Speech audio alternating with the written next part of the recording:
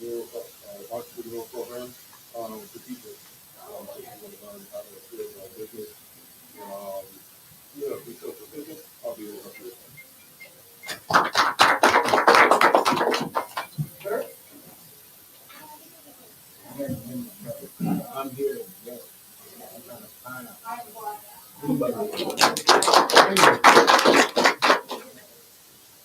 Hi, my name is Sean Supply. I own Item Hut Restaurant, and I also own Item Hut Delivery Station for anybody who wants to shop for free. No money needed. Thank you.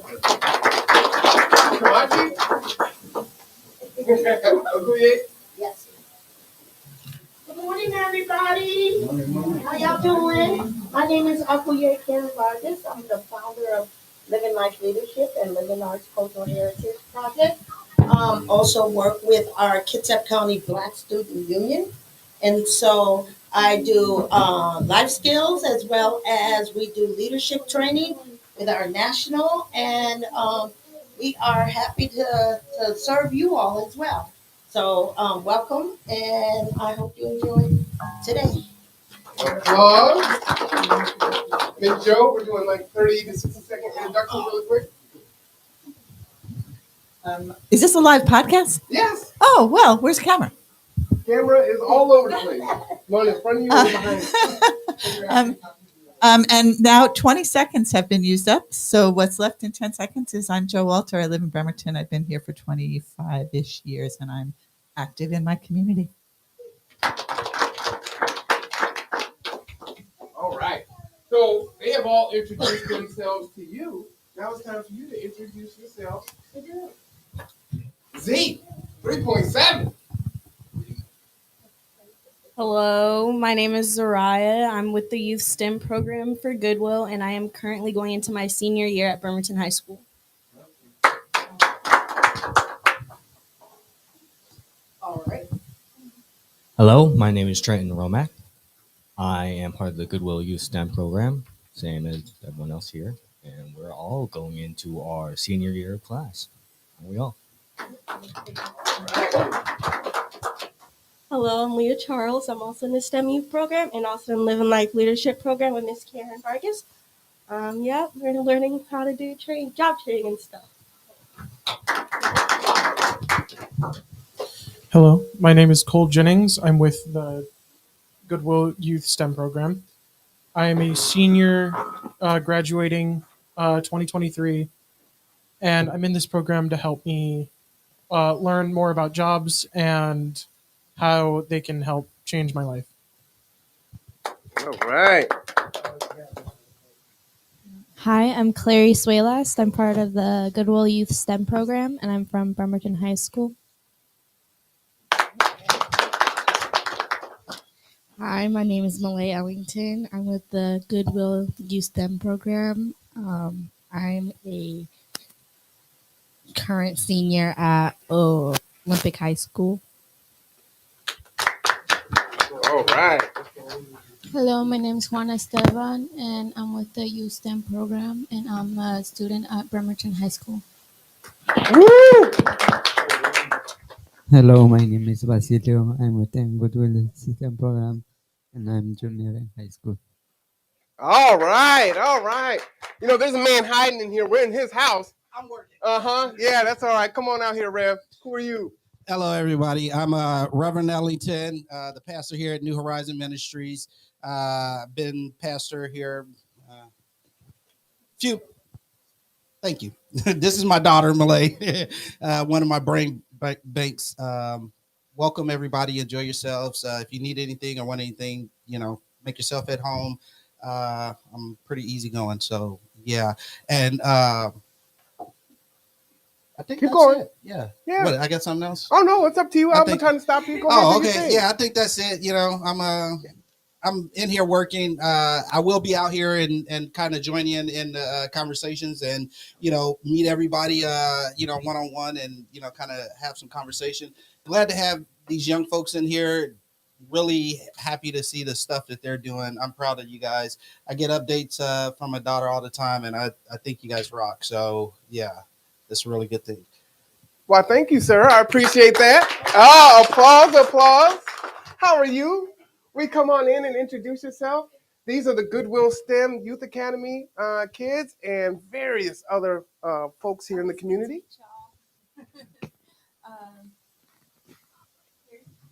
I'm Malia Hughes. I'm with the Kitsap County Parent Coalition. I help families caring for individuals with intellectual and developmental disabilities. I help them get connected to resources. I do once a month trainings and seminars.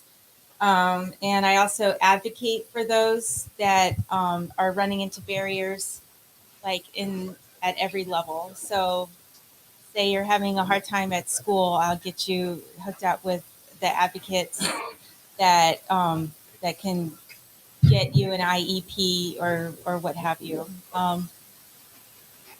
And I was not expecting to be up here speaking. I just came with my flyers. I do want to say the next meeting that I'm having is on guardianship, power of attorney, and supported decision making. It's a new law that passed in January. And it's for anyone caring for someone with a disability or an elder. And you're all welcome. It's going to be at the new Silverdale Library and the upstairs in the new room. Awesome. So I brought the flyers. Where do you want me to? We can put them right here. Okay. Yeah, absolutely. Thank you so much. Hi, I'm Rob Dent, the president of G2, Gather Together, Grow Together. We'll welcome you all. Welcome to the Pancake Breakfast that's being put on by Roseco and the Conduit and G2. And, come on down. Join us. That's about all I have to say. Perfect. All right. Now, where did Shaylin get off to? Oh, you get an applause, too. Thank you. All right, everyone. I'm Marwan Cameron. Everyone knows who I am. We do the Pancake Breakfast every fourth Wednesday. Everyone is welcome. If there are people that you know that are experiencing food insecurity, please bring them with you. If you're running a program and you want to bring folks with you, bring folks with you. This is what it's for. A lot of times, professionals meet and they have their Zoom meetings, and then we work with our clients, but we don't often mix together, right? And so hopefully we'll start to see that take place more and more. Come on in. Come on in. All right. Welcome, welcome, welcome. Thank you. So hopefully that will happen more and more, but we hope to exchange information, build community, and build relationship. A lot of times people don't hear about resources and information until third, fourth, fifth hand, and sometimes that's too late, eviction assistance and other things of that nature. So we want to make sure that people get that information as soon as it comes out, and then they can take that and give it to their communities. But this is an open space for people to come in and dialogue and have discussions and, of course, eat. And it's my favorite price, free 99. So eat up. And as soon as everyone's done eating, we'll get into some conversation and have a good time. Yes, I'll announce that later. Yes. Enjoy, everyone. Oh, wait. Miss Shaylin, this is your program. You got to tell folks who you are. What are all these kids doing here? What's all these children doing here? So good morning, everyone. My name is Shaylin Houston. Mm-hmm. Go ahead. I am the youth program coordinator for Goodwill. We are located in the Bremerton Goodwill, which is right across the street pretty much here on Wheaton Way.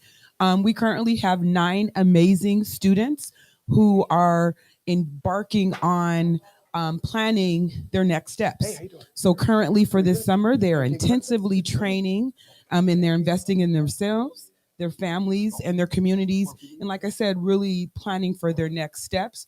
They're being very courageous. And we've only been together for a few weeks, and they're bonding, they're connecting, and we've been out in community quite a bit. We're learning our environment, right? And so we're finding out what is, in our backyards.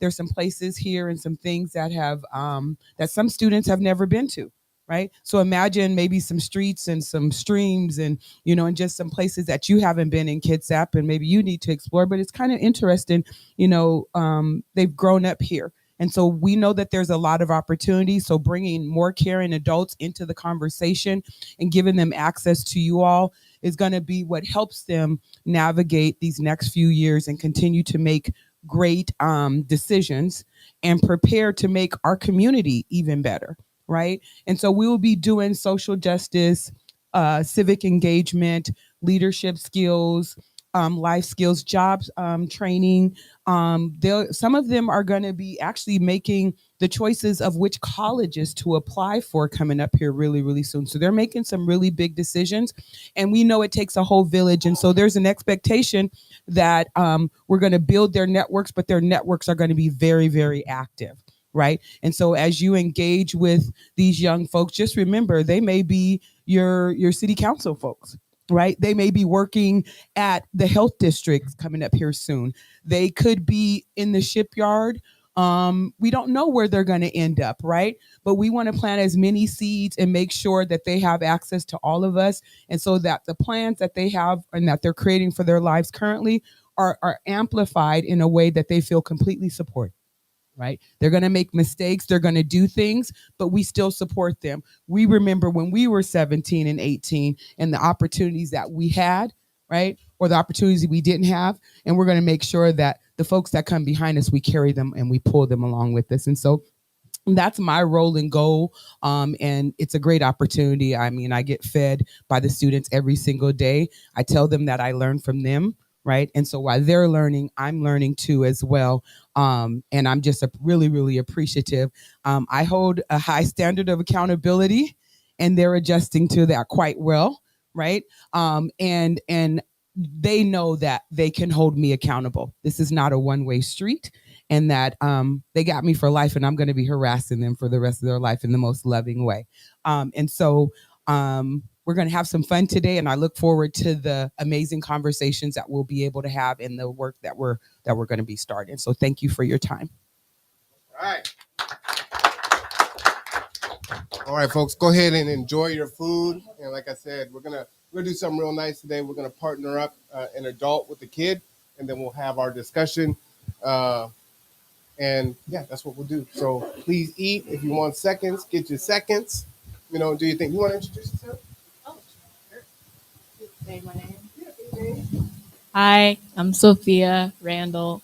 I'm 16 and I go to North Kitsap High School. Nice. All right. I like it. I like it. There was someone else that slipped in here. Where did you go? Ah, there we go.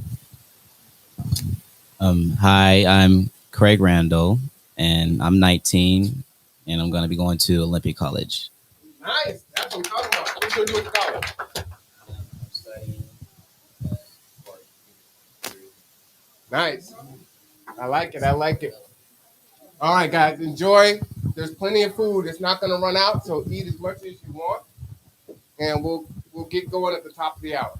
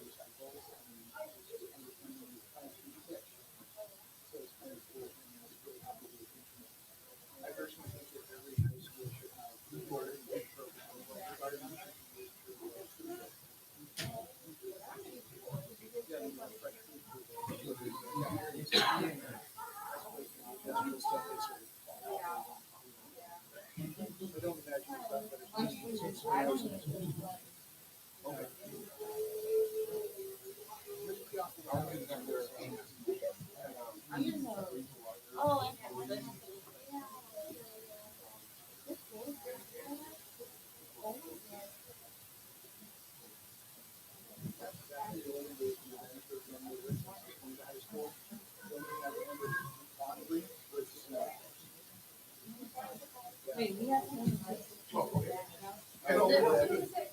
know which one I'm talking about? It's like a,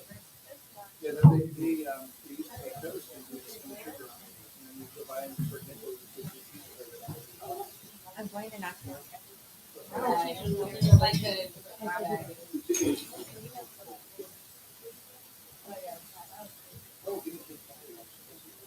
Oh, but we didn't have it very much.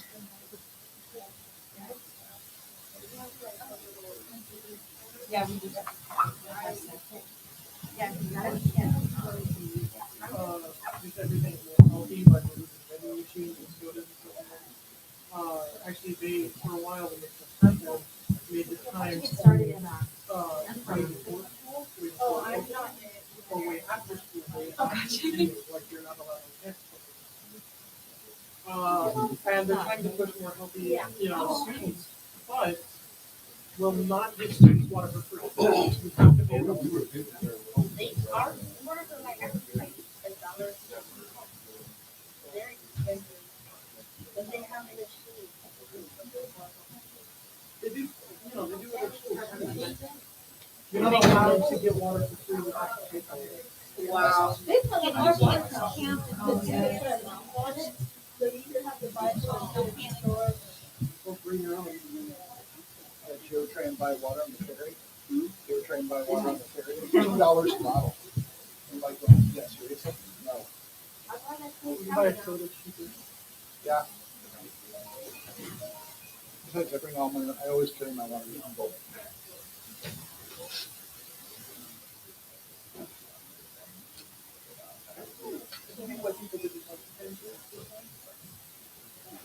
Thank you.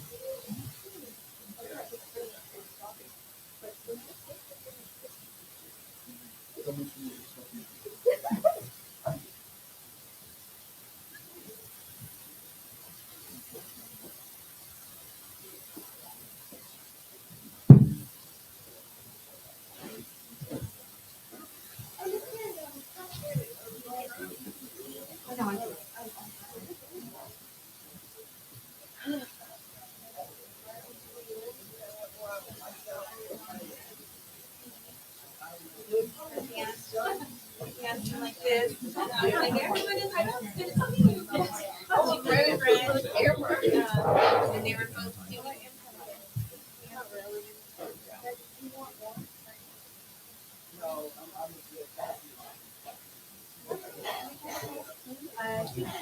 Yeah.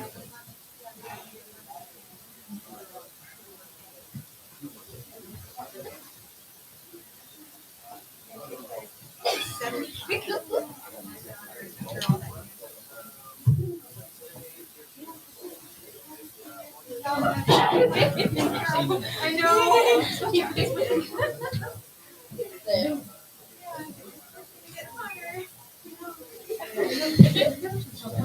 Yeah, but she's. Oh, but she's been weatherized. Yes. Oh yeah.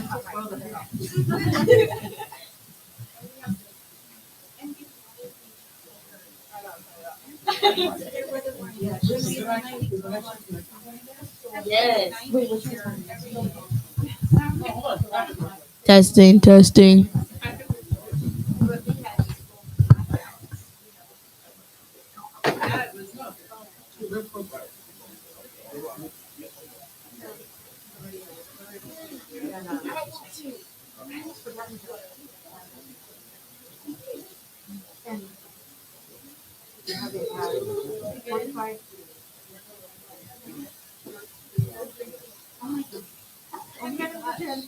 And then just before that, do you care if I put syrup on you?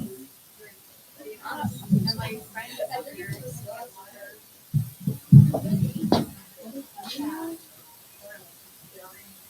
that's because they make, see, they've been in the kitchen and they, I know way. I know way. Ain't no way.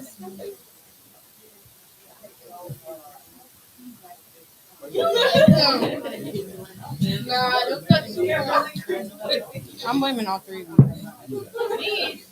I think you were doing You were doing them. All she did was hold the special. No, we did that.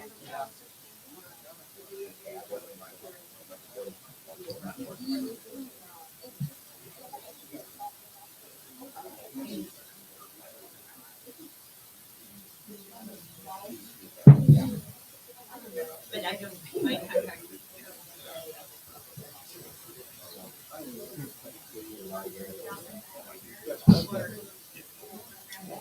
Are you still in our house now? Yeah.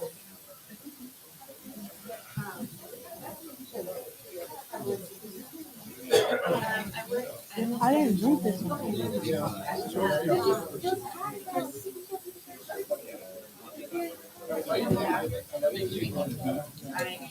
What are you drinking? Orange juice? Is it good? Look at you going, Malay. You talking about I know how to use it, just but I never like it.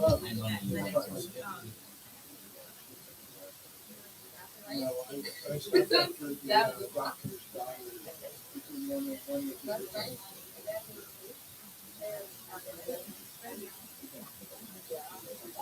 yeah.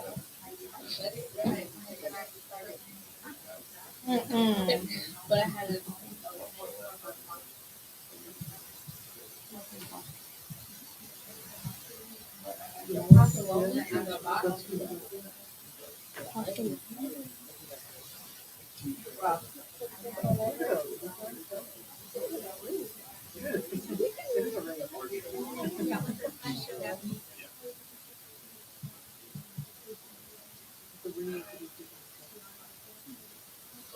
Oh, I don't know. It was so good. Yes.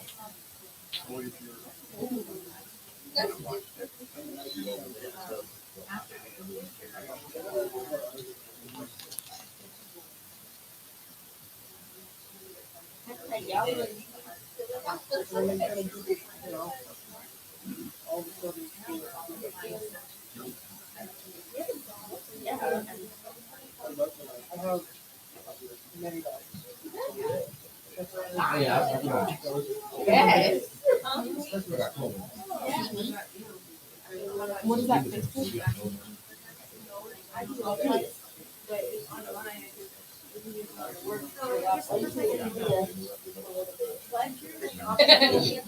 Just a little bit. So she.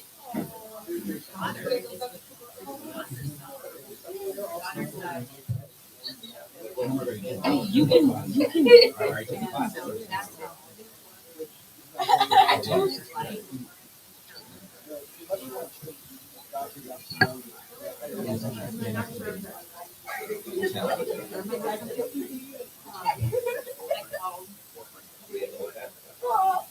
Right, and they're still shut down.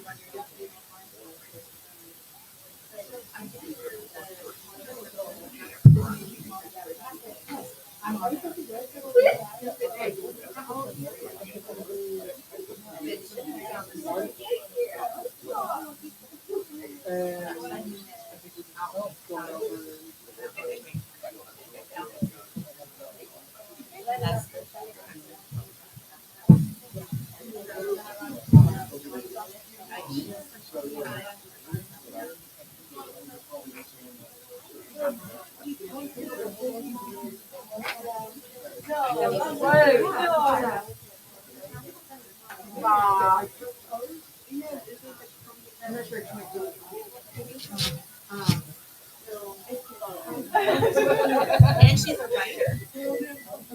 She's online writer. I mean, she can. Oh yeah.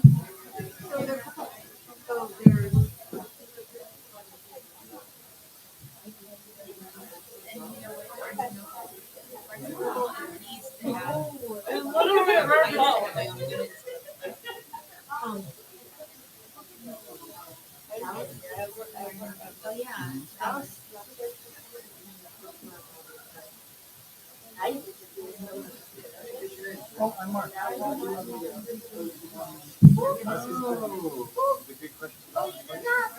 Yeah,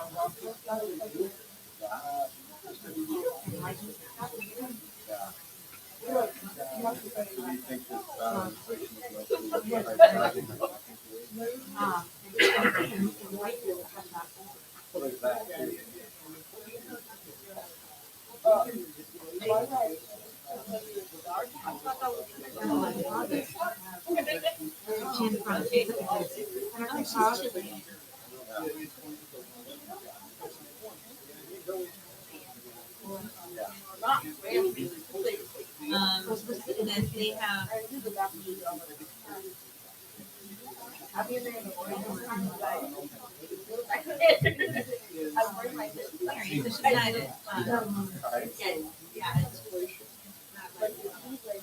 Oh, there he is.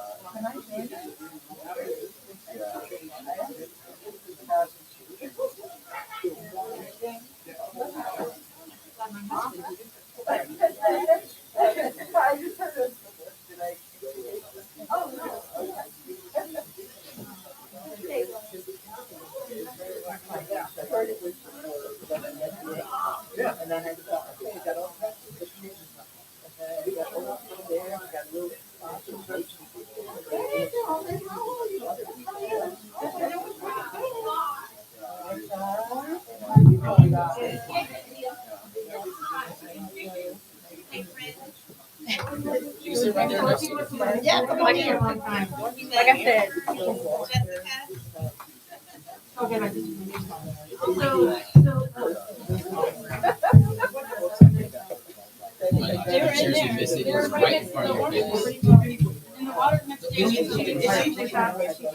Why are you taking the whole plate? Look, look, look. Oh, thank you.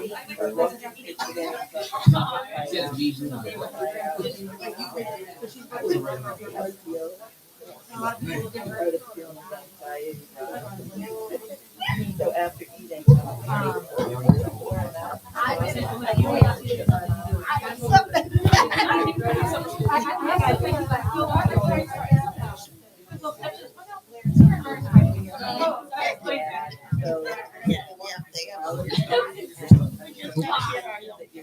Kids. Kids. All right. So here's what we're going to do. We're rolling up on the top of the hour. Okay? I want each one of you, I'm going to spread the adults out. How are you doing? Me? Yeah. Tell folks who you are. This is just a name, and, you know. Hello. There you go. Okay. My name is Ashley. Hi. Oh, I'm 17. I went to Bremerton, but now I'm going to Ole. All right. Why? All right, so what we're going to do, I'm going to ask the adults to spread out a gap, and a kid is going to partner with an adult, okay? A youth, not a kid, a youth. A youth. A youth. A kid. Are kids goats? Is that what kids are? They're goats? Okay, so no kids. The youth.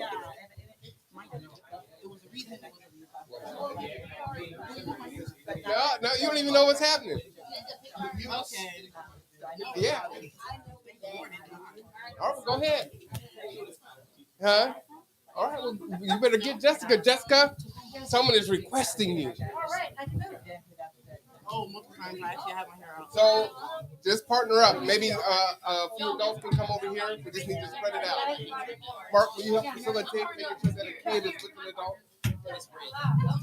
All right, a youth is with an adult. A youth.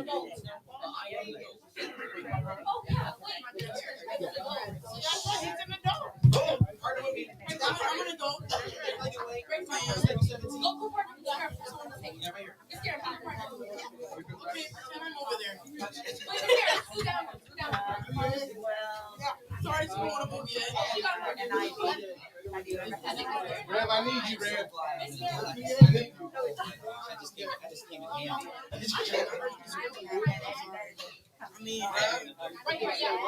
You be with your dad. What? That is the wrong answer. Come on over here. All right.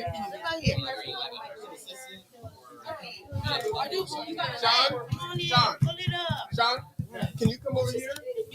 What are gonna use that light? And I'll have someone come over there. Will you come over? And so you can, She's old, and I don't know.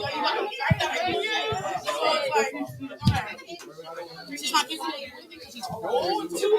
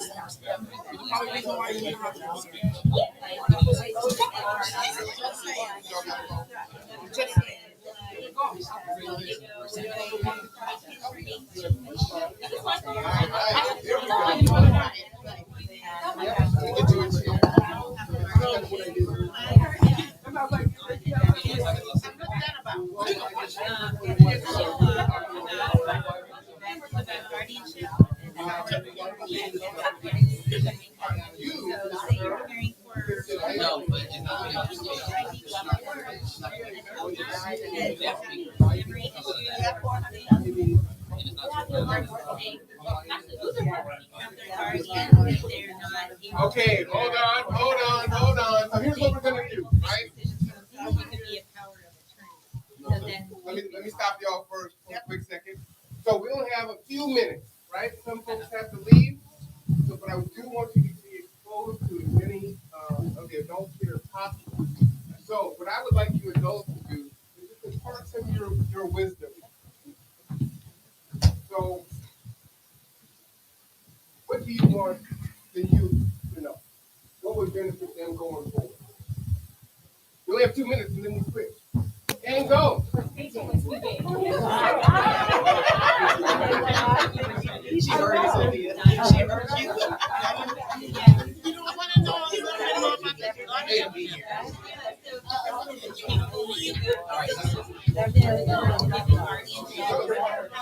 We got 2 minutes.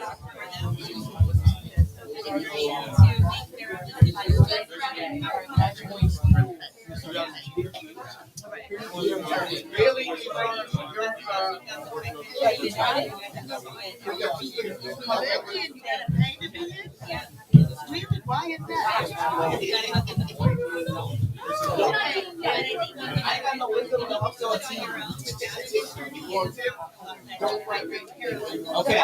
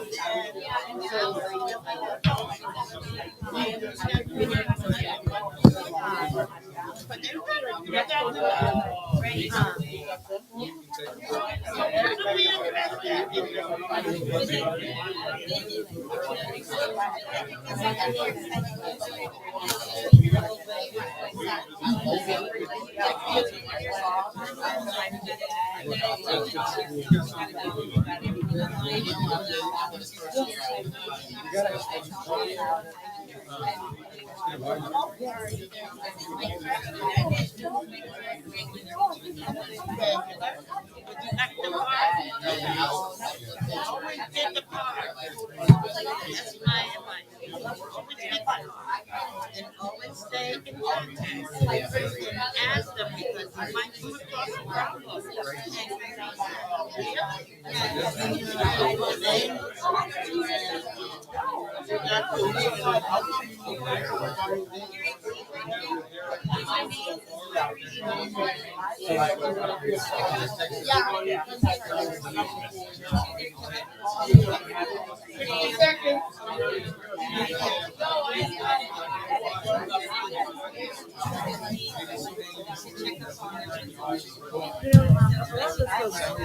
Joined our agency just for COVID. So, and then also we had to get staff from different departments for COVID. It was all hands on deck kind of thing. Everyone's helping. I did some of that for a little while as well. But from my standpoint, calling a stranger was intimidating.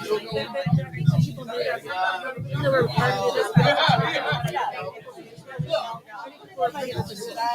But you know, think about this with information. There's so much good information out there, but there's also a lot of bad information. So knowing how to figure out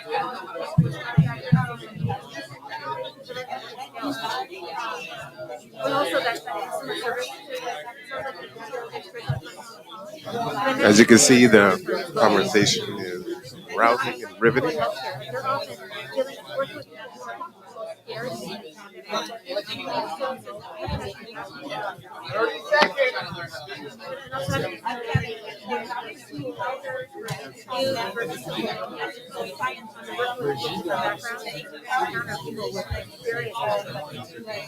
I did an event over the weekend. It was out there at church.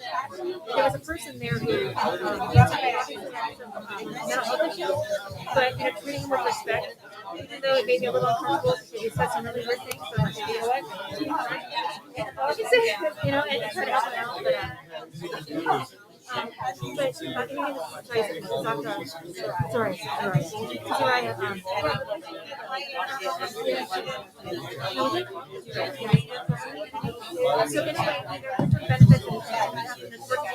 All right, who needs more time?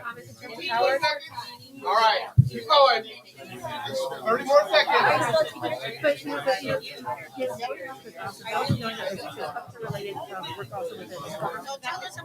And then if you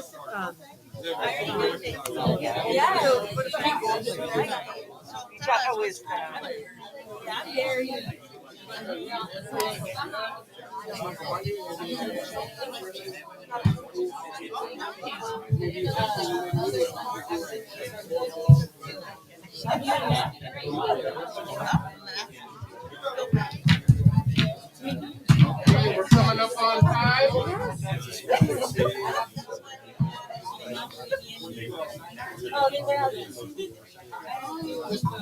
And time. You please stand and shift one direction to the right. Shift one direction to the right. To the right. To the right. You gotta shift to the right. This is more once we get some chair stuff. I don't know why. You gotta meet other folks. No, they don't stay put. The you just move. You don't just move. Okay. I got this. Let's go get this quick.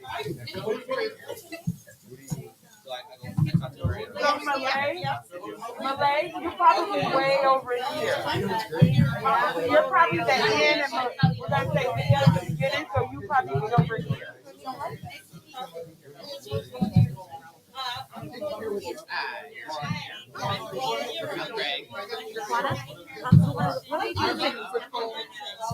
what makes you interested in the STEM program?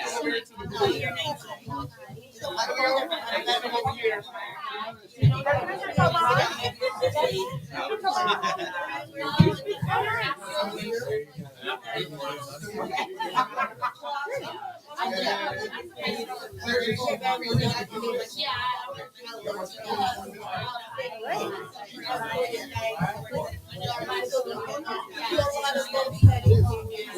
I'm Jessica. What's your name? Marcel? What made you interested in the STEM program? So why were you interested in the STEM program?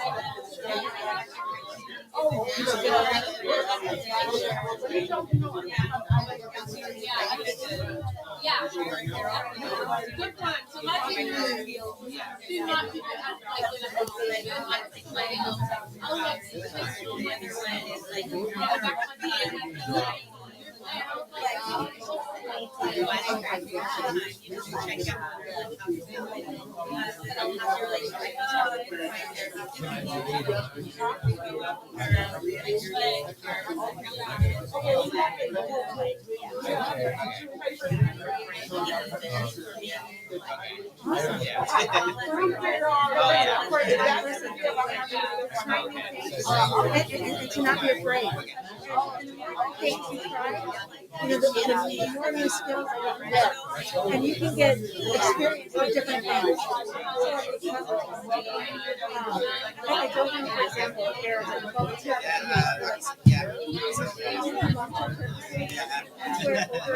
And sometimes they have salons and there's a people helping older adults. You might be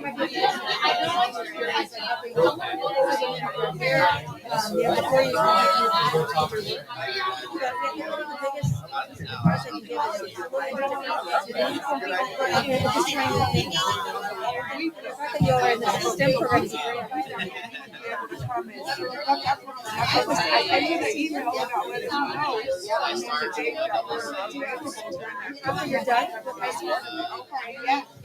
What was your you're done? Sorry? You're working hard?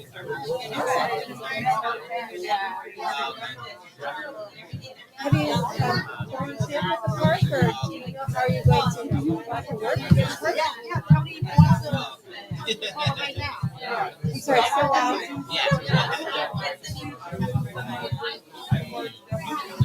I know that we have that word. I'm going to have to say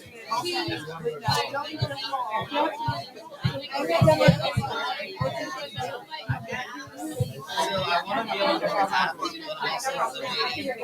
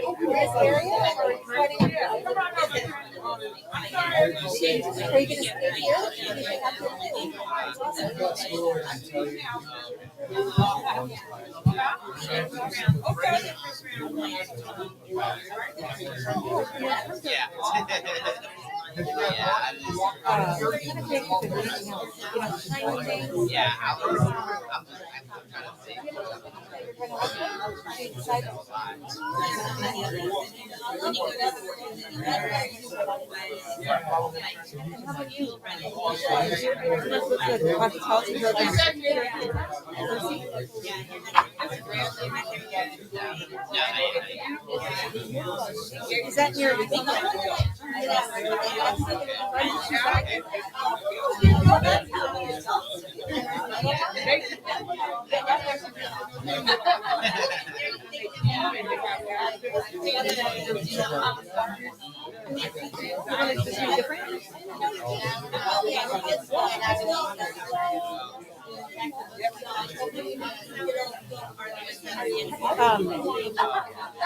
do you have friends that live close by?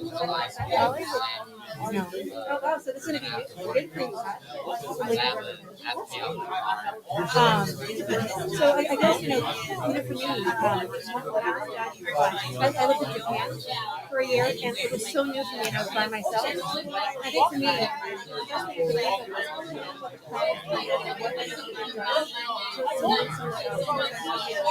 money, all that. Everybody, you got an idea for your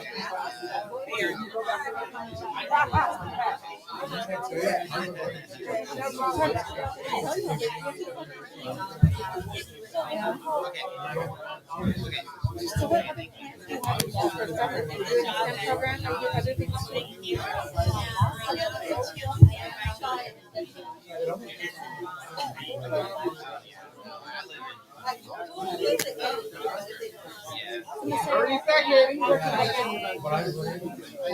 So how do you keep busy in the summer? How do you keep busy with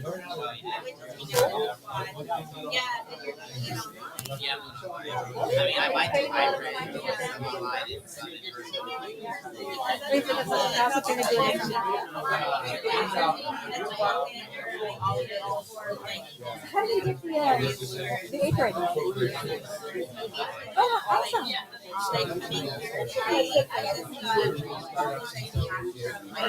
Is your first time cooking with them?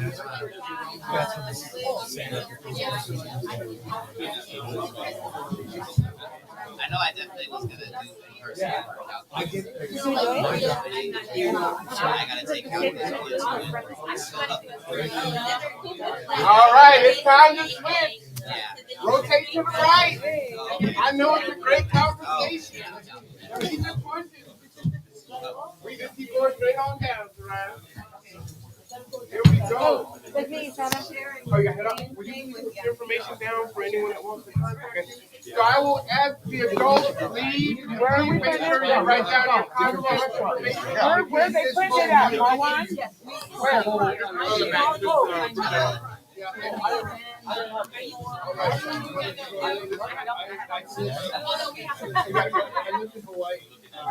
So my name is Jessica. I work for the health district. Do you mind if your names are Leah? Leah Cree. So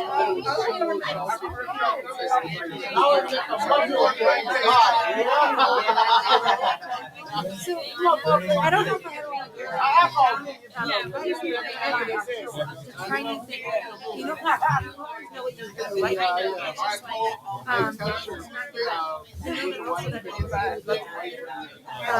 I don't know if you're interested in like working for governmental health care, but I'll give my contact information and share it. And if you're ever interested, because public health, it's not just nurses that work for us. I'm not a nurse, for example, but we've got social workers, we have people who do clinical work, we have people who do policies, we have people who go out in the field and they inspect lakes. So if you want to do more like give back to the community and look at the environment, we've got people who do that as well. So we have a whole different range of jobs, but yeah, it's really that your skills can really be tested other things. But so what do y'all like? So why did people start the STEM program? What made you interested? Oh yeah.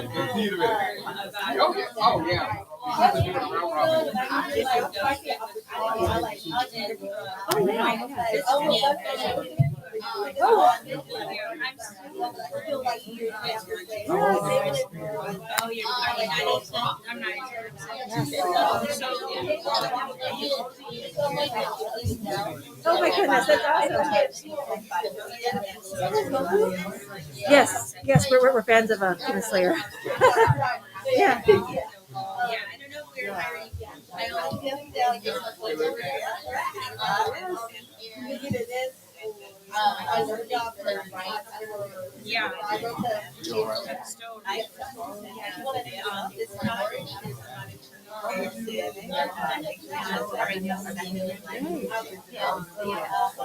I don't blame you.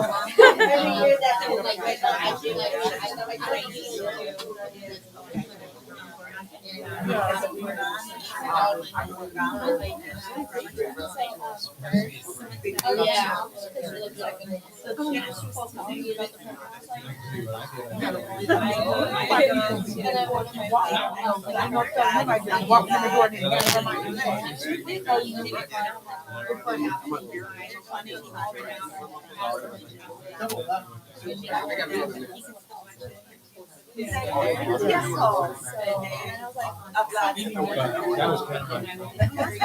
do you know what you're interested in after high school? Yes. So interesting. So I mean, with marketing, I mean, not only like do you do like marketing like in business, but like even with me during COVID, we really needed people who knew how to talk in plain language. Because when you talk about health, we often usually talk about like medical terminology. And for COVID, there was so much confusion. And often it was like, government using really big words and being really, really careful. Sometimes people just need really neat, clear information that's really accessible. So anyway, so people with communication skills are really important. And what kind of marketing are you? Yeah. So there's a term in public health called social marketing, but it's getting the word out about how to have behavior. Instead of just telling people don't do this, don't do this. Saying, hey, exercising is good. You should blah, blah, blah. Or wash your hands can help you protect yourself. So you can do marketing in the government field, but that's also social.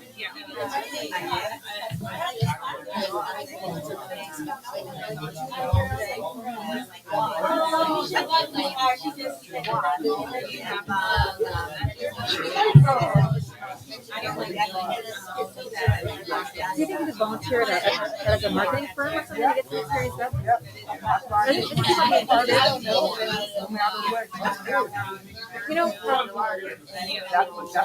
How do you look up to look? But even if you wanted just to do like, even not marketing, but you just wanted to do communications and how to like create brochures and stuff like that, we have a communications person at the health district who does our social media, who has flyers, so it's also maybe I'll link you with but we have what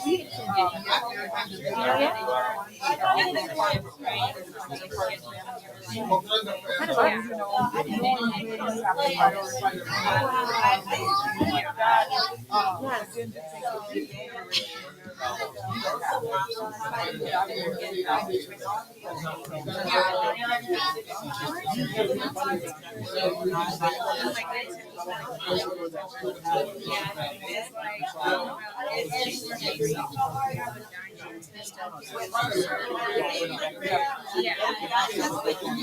Yet? Kind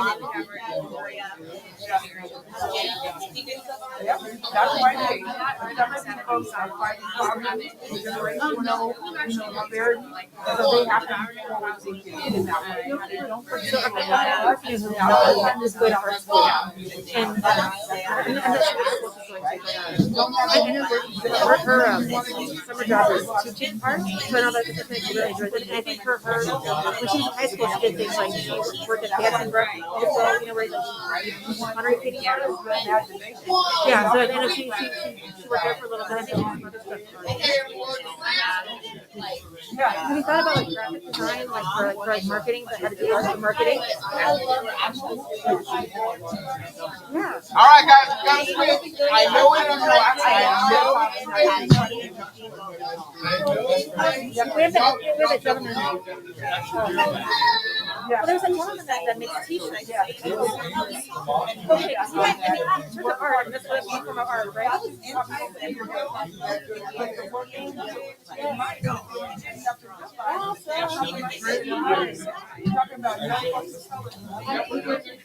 All right.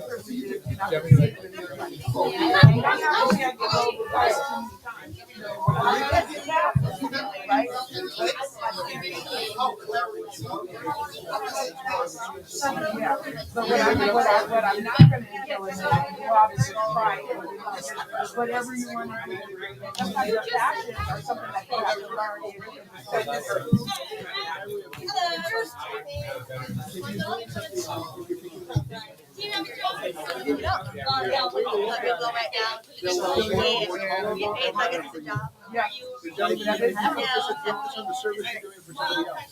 Oh, thank you.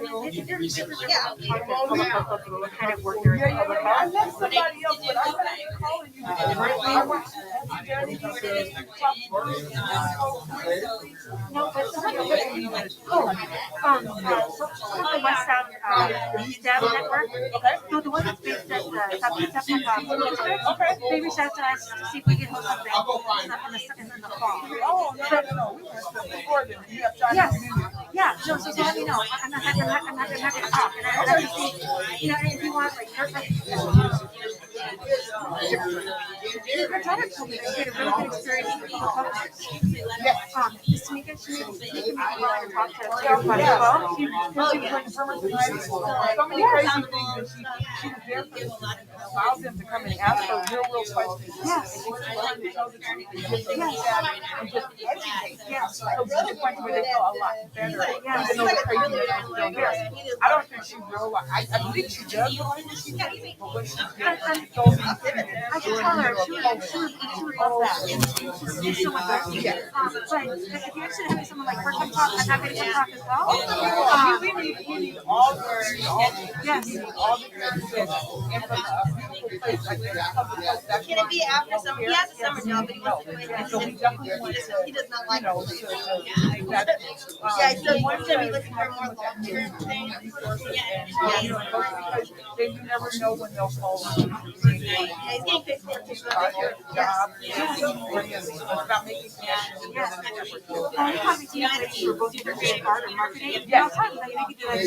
Yes. It's not only private sector. Exactly. So he has happy to, but you got my business. Yep, I'm going to email you probably in a couple of days. Yeah, I'll let you know. College gave him a computer for that. Yeah, because he's gone to college. Yes.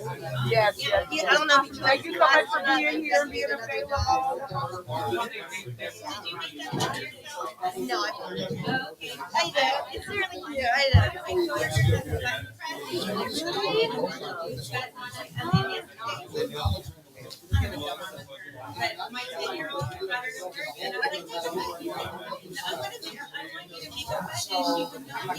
Those are so fun. My brother has plenty of big buttons that he makes and stuff.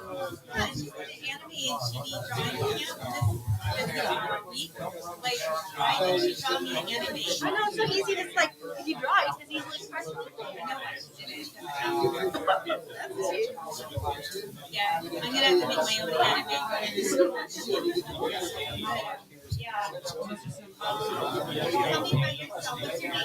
My name's Leah. I'm Malia. Oh, yeah, Malia. I'm in high school. What do you want to do? I want to be a full-time artist, but I know that's going to be a little hard. So you either have to go to college or be self-sustaining and have my own thing going on, which I don't want to do. I already did it. It wasn't fun. I didn't like it.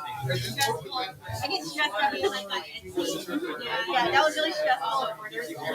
And then, I think they're kind of scamming me. Like, they have so many deductions that I wasn't really making anything.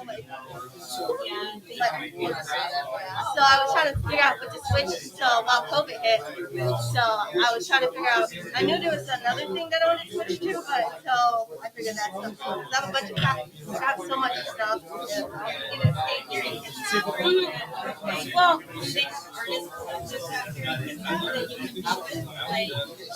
I know they have. I was just doing some research because, we do so much goal setting, and so we have to figure out something. I know there's galleries and other people that have studios and stuff like that. I don't know if they don't hire, but I did look at their website. Like that's what I want to be able to do in the future. But for the next 4 years, I know I'm after to build up my skill set. But as I grow older, the expectations of stuff.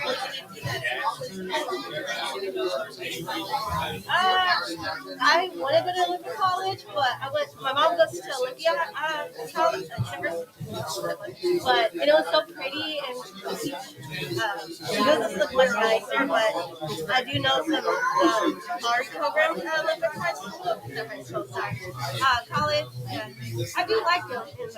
Connections are really good. I'll probably do 2 years there and tour. And during my senior year, they'll probably do field trips. So I get to look around more. But I'm pretty sure. Olympic College down there. Olympic College here. But I was going to Olympia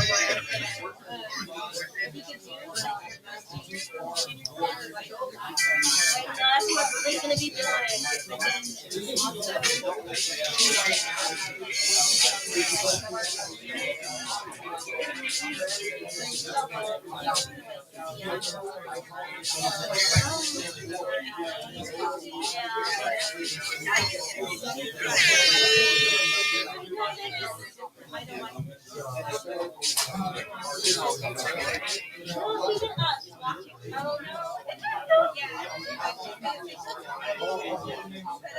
She's leaving. She's really have to buy an apartment upstairs. And I'm having business. That's where my dad like, oh, what are you doing?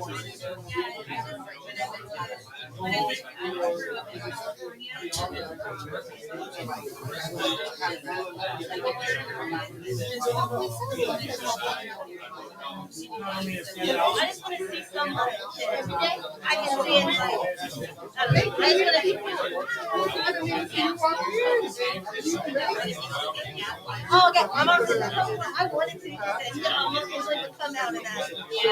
And then she said the military won't pay for my college. All right. All right. I know. I am not motivated. See, the conversations are so riveting and exciting. All right, guys. All the youth stand. We got to spin. We got to spin. But we got someone new in the house. So, Katie, can you introduce yourself to everyone? Hi. Hi, I'm Katie Sharp. I'm the communications manager with Bremerton Housing Authority. I've been doing the podcast with Marwan since January, I think. So I help just train, communicate. We send all sorts of information out to the public, hoping that just to better understand our programs. And I want to make sure that it's clear. And sometimes it's not. These programs are very complicated. So anything we can do to simplify that information, any feedback we can receive, we take back, and we really want to improve the way we communicate to the public. All right. Well, thank you. Applause. We gave everyone else an applause. So it is time to switch. Katie's going to take her seat here. Cole, you can transition here, and we'll have all the other youth just kind of slide around. Juana and Celio. So I'm still learning multiple skills. Here. I do digital, traditional stuff. And Clarice, you're there. Zariah, you are.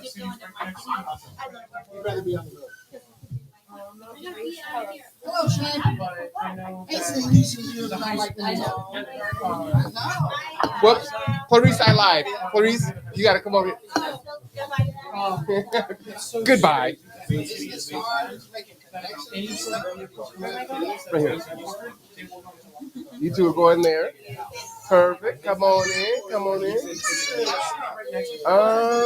we have any more adults? Yep, go ahead and join. You good?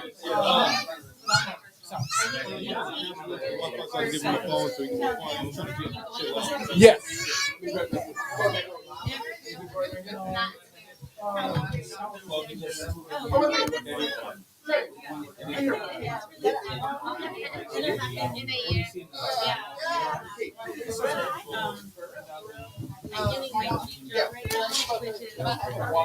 Yes. Here for like my little plate when I came in. I guess the guest password. Yeah, I help people that are taking care of kids with intellectual developmental disabilities. I'm gonna have to get I got a password.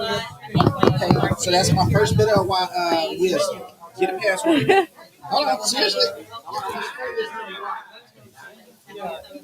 Like, for instance, people right now are looking for what to do in the summer with their kids. So I have to create a web page and I give out those like what do I do with kids? What do I do like for daycare or what summer camp? What do you want to do? That's so smart. because you know you get locked out of your devices and then you don't know any of them, and it's a lot quicker than trying to look them up on the computer or anything else. Agreed. I have to literally put like if I forget a password, I know I only use 3 passwords, so I have to just go through those 3. And here's the thing, like they say, reuse a password. Really? And yeah, you're not supposed to reuse a password on different sites, and because it gets less secure. And then, What if you mix your banking password with your social media? very bad. No, like seriously, very bad. Actually, yeah. Very bad. I wasn't thinking. No. Excuse me. This is mine. Wait your turn. Thank you, Mark. That's my buddy. Mark with the yeah. Very bad. Don't look at him because he's not in our conversation right now. When the time's up. Wait your turn. Give him a card. You got it. Mark's a good guy. But seriously, as soon as possible, ASP, change your banking password to something that, and like definitely, if anything, that's like, don't mix that one up. Nowadays, like when you go and put a password in, they'll like suggest a strong password, which is, they're usually pretty good. You know, I would opt for one of those and then just write it down. And this is an old one, so I don't mind showing it to you. But like this, this is a password. All of this crazy stuff. See, but that's just. I know, it's a lot, right? What if you get a J mixed up for a 7 or something? You don't know. You don't know what your hand right now. No, I do, but exactly. So, you know, write it down. You know, make it nice, long, uppercase, lowercase, numbers, and little symbols. You want to like seriously, you know, make sure you do that, and then write it down. And you got to protect your identity. You know, the media, like social media, the internet is really crazy nowadays, and people do all kinds of crazy stuff. I need to tell my mom I need to change that. I need to tell my mom I need to change that. You don't know how to get it? You don't have access? Well, I have like my bank app on my phone, but is that what you can go through, or do you need to go through the bank? No, you can go onto your app and you should be able to go onto your app and change it. I don't know. I have Wells Fargo. I can do it through on mine. I don't know what your bank is, but you should be able to. If not, as soon as you get to a computer, change it. And like, even if you don't change like the other ones, like important stuff like that, like, yeah, make sure that's like sectioned off. Yeah, and nothing else uses that one because, like, yeah, people are robbing you blind. Like, seriously, it is. Yeah. Yeah, we were in California. I know, your mom's telling me, that's crazy. Like, people are like, the world is full. Yeah. You know, so, yeah. I'm glad, you know, they didn't get your stuff. Yeah, I'm glad. Yeah, that was only God. That was only God. Ain't no way. So, what are you looking at, you know, doing in life? I want to be an X-ray technician. A what? X-ray technician. X-ray technician. Okay.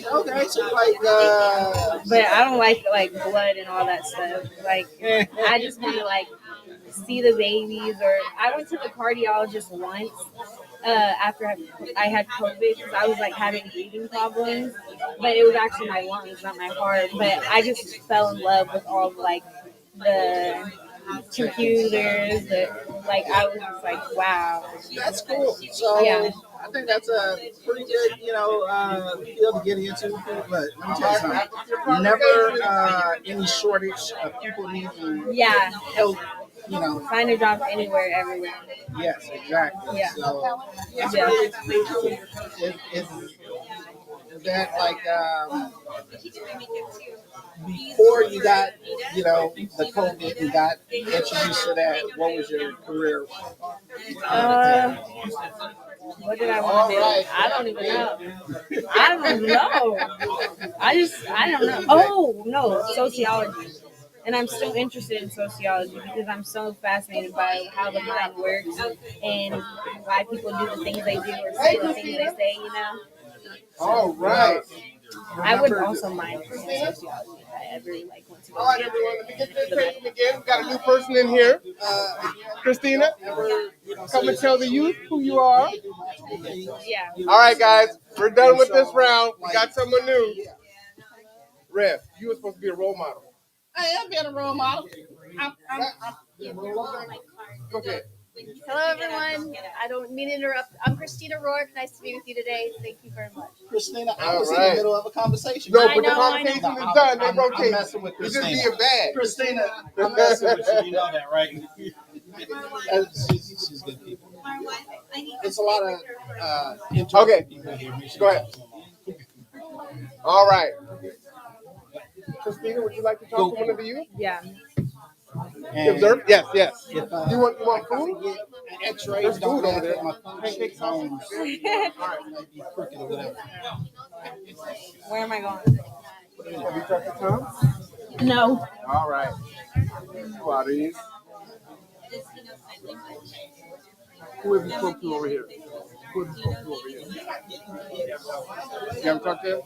All right, perfect. Hey, hold on.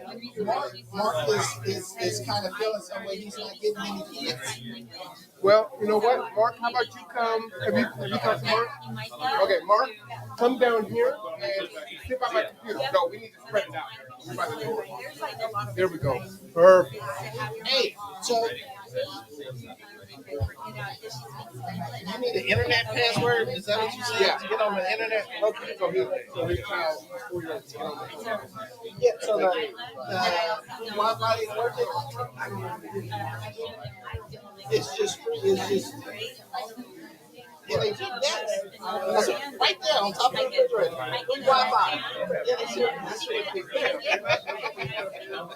Good break for you, like this right there.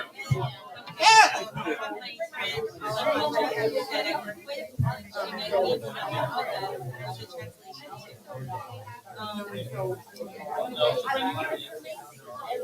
Do you like? No, she should.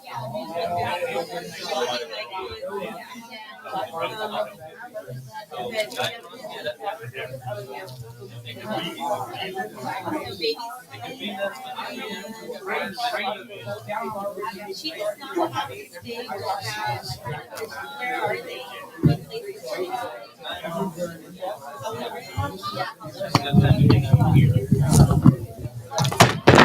Another.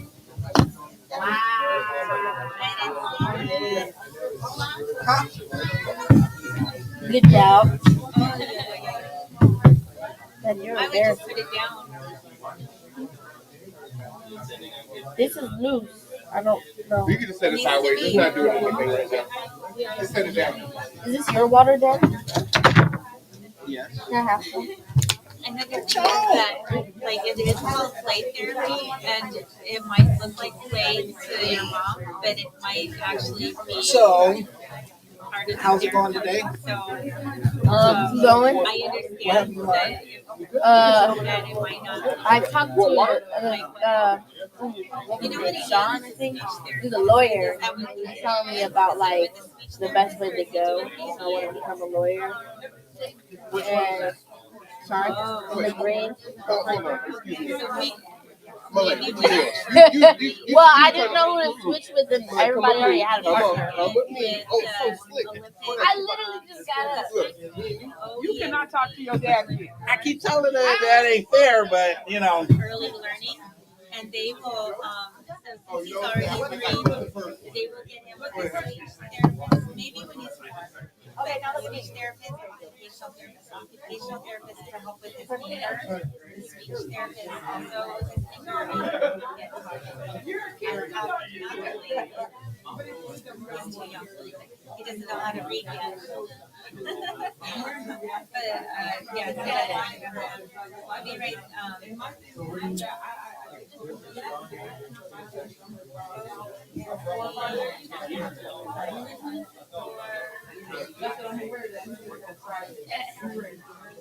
Well, Early learning support.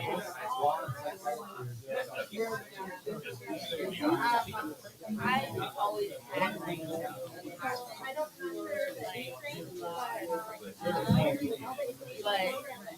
Hey, Mr. Darrell.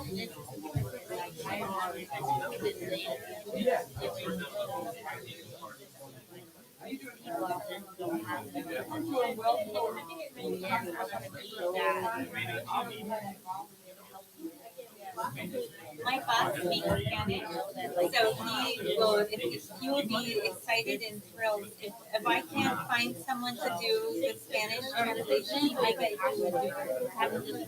He's from Spain.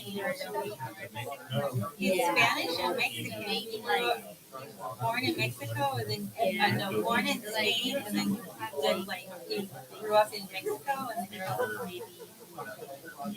I forgot how okay. So this is the people that right now Holly Ridge helps from 0 to 3. And then after he's 3, he goes here to the big educational service district.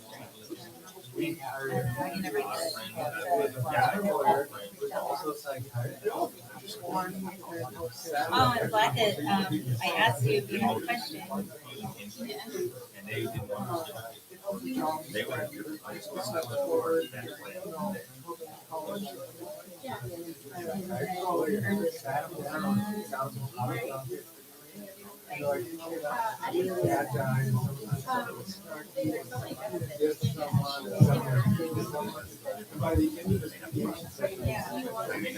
It's really hard because when she doesn't speak English to get yeah, I mean you're already having a hard time with your kid and then you don't know who to talk to and then you can't communicate.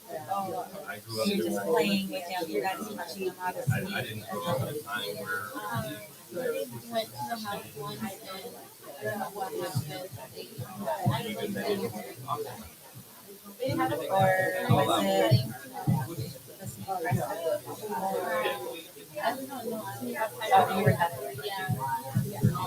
I know they do most of the things, so that's not what we call it. That's not the, yeah, it's some computer, yeah, like what, that's poor baby. Yeah, before it wasn't like that. Yeah.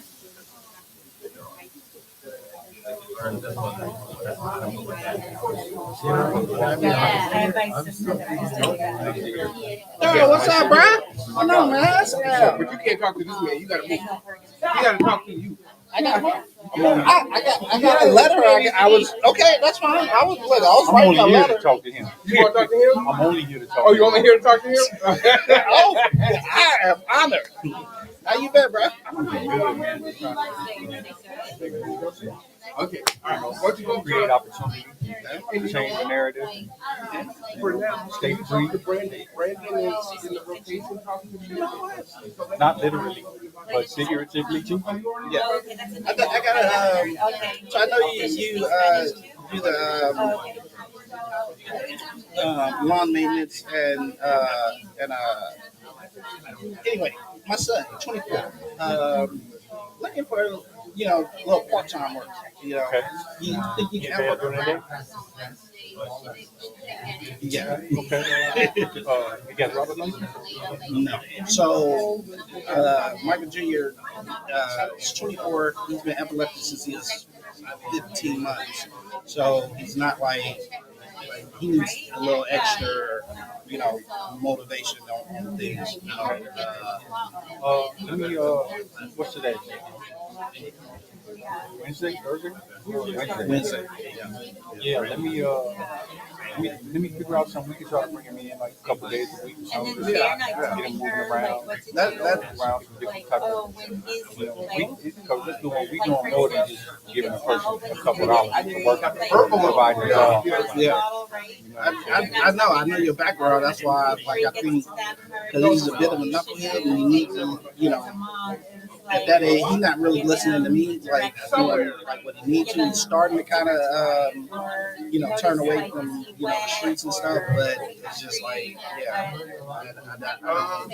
I need him to stay around people that's not gonna what I'm saying. Why don't we Friday morning? I'm gonna try to meet with him tomorrow. And Friday morning. All right, everyone, let's go ahead and rotate. And work him a little bit, cash him out for that day. You know what I'm saying? See how he move, give him a taste of it. And then next week, over the weekend, I'll schedule some things where I can use his help. Let him figure out how to get down, or let him find his way. Yeah. He trying to connect with Bailey right now, and I don't really know Bailey like that. You know what I'm saying? So yeah, I know Bailey.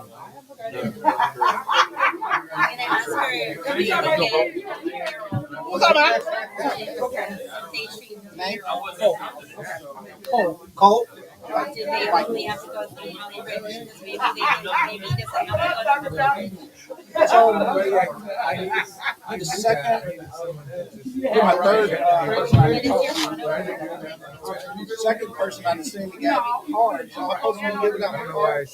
I think contact information just in case we're supposed to. Give me 1 second, Cole, all right? Yes. What's your name, Mary? Cole. All right. Colt? C-O-L-T? K-O-L-E. Oh, Cole. Cole. Oh, damn. You came over here all with us.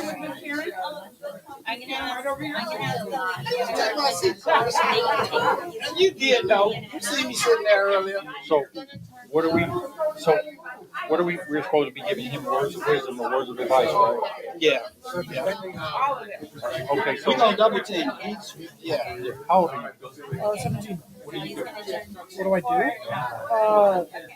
Right now, I'm working in the Goodwill Youth STEM program, helping juniors going into seniors with jobs, the steps forward to go to college. So how do you get to help them? What expertise do you have to be able to help somebody else? I'm a good people person. I talk to people. I can talk to strangers and connect with people really well. Now, as not registered or licensed, I am a good listener, and I have been considered a therapist by a lot of friends. Okay. Usually people come talk to me if they need help or advice, and I do the best I can. So you're not in high school, right? Hmm? You're not in school, right? No, all the kids are still in school. You're all in your last year, right? We're entering our last year. Yeah, all in. We all seniors, graduating next June. Everybody except that little guy over there. So what you gonna do after you graduate? Find a good paying job. Hopefully, get myself stable enough for when my significant other moves out or gets out of high school. Hopefully, both of us will have enough to get a place in Canada. Maybe go to college there. Work on trying to become an auto mechanic. I drank that water and I was like, oh, I'm stuck here. You got family up there? Yeah, your significant early other have family up there? You like working on cars, huh? Yeah. We're moving up there to honestly just get away from family. And y'all chose another country? Mm-hmm. Considering it's only a 3-hour drive, just in case we choose to. I'm actually inspired by that because that's very courageous. It also shows that you understand your sense of wellness and what's toxic to you. A bunch of it might be puppy love between you and your girl, but you ain't been listened to enough. You ain't been heard enough. So you feel like you got to get out that space. Ain't nobody hearing you. I commend you on that. I'm not opposed to that. I can understand it. My concern, Cole, is like how much research have you done into like moving to another country and He's right. Why would he becoming why would he- nationalized, in another country. I mean, we got 50 states, and two of them are, kind of, out there, Alaska and Hawaii. And then there's a lot of, territories that, I don't know if you know about American territories, but they stretch across the globe, literally. America, people think of America as, the 48 lower states and the two, outliers, Hawaii and Alaska.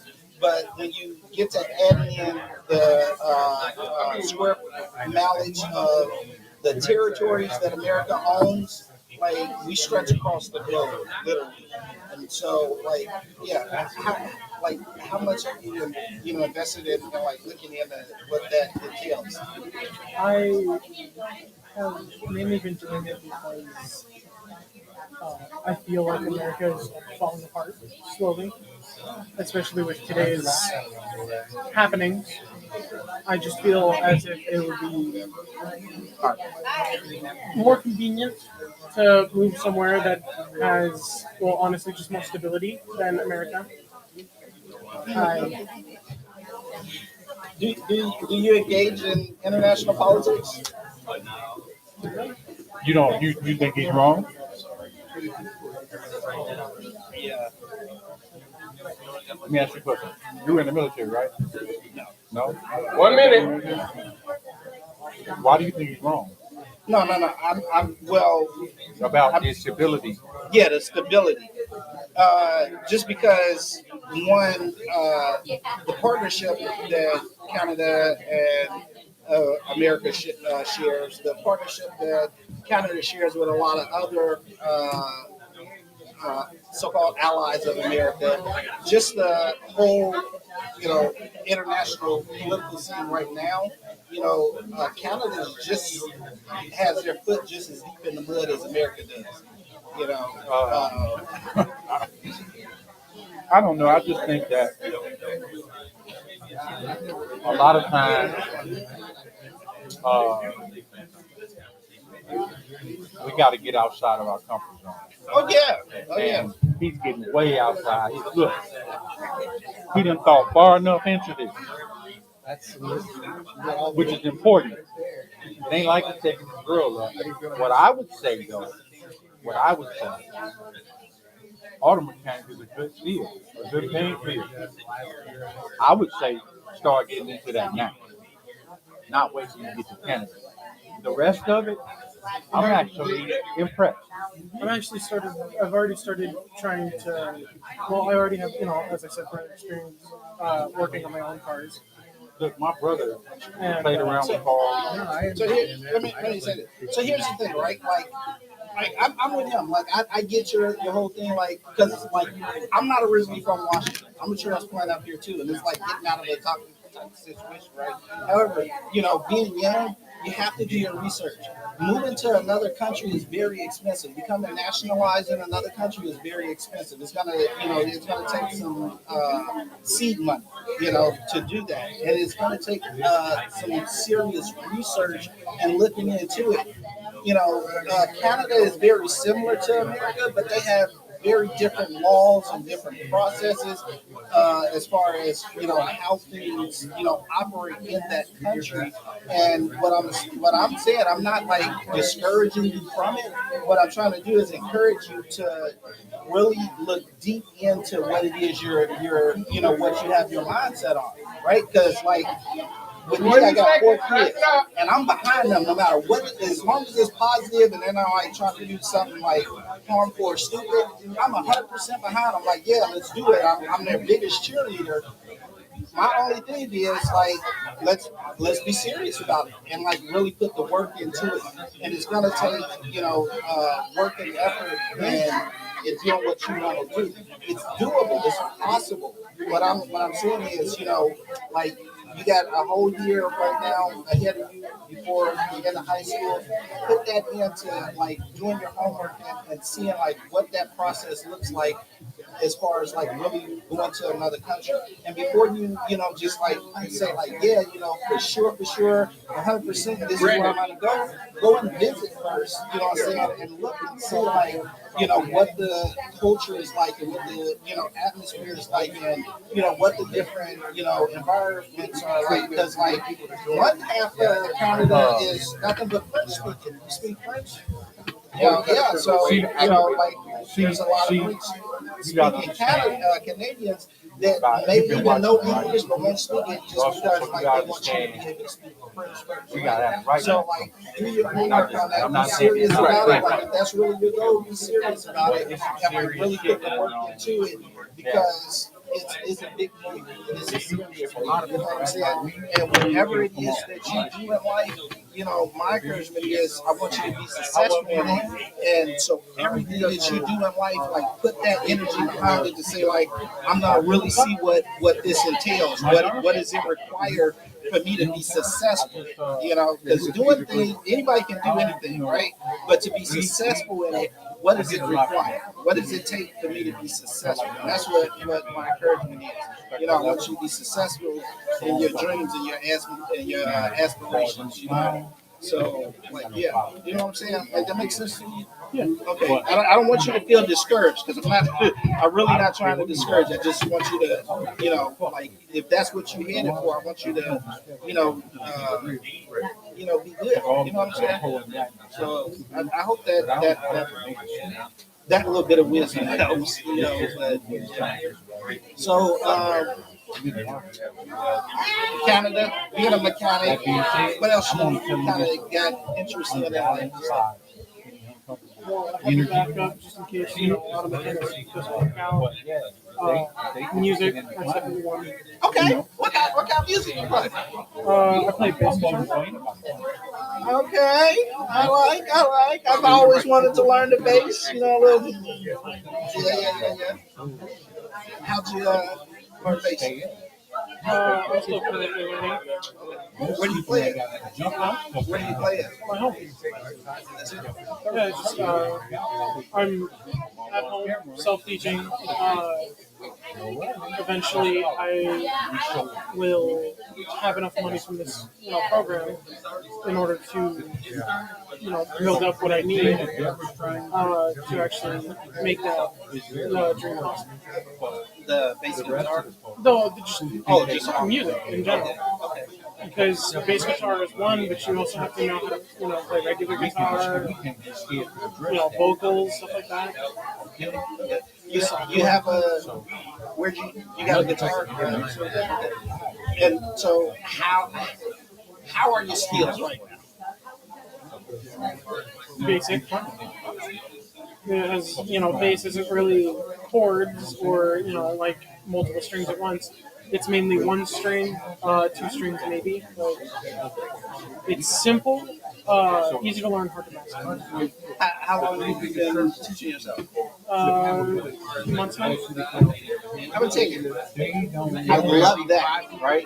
I am a big self-taught person on a lot of things. I mean, a lot of things. I taught myself how to do, and I believe this has always been like my belief. Like, if anybody else can do it, I can do it too. You know what I'm saying? And like, so if I see something like going on in the world, like I'll, you know, that's what I was telling you. Like, really get behind stuff and learn the, you know, ins and outs. I taught myself how to like, do web design, you know, design several, you know, websites, and taught myself how to, you know, be a streamer and like all kinds of different stuff. You know, never did brakes a day in my life on a car, right? You know, brakes went out one time. I needed new brakes. They told me like $800. I was like, forget that. Went home, taught myself how to do it. Put the brakes on backwards, right? Like, so instead of the ceramic facing the rotor, like the little metal part on the back. And this is before the Walgreens and Starbucks and stuff was right there on the corner of National.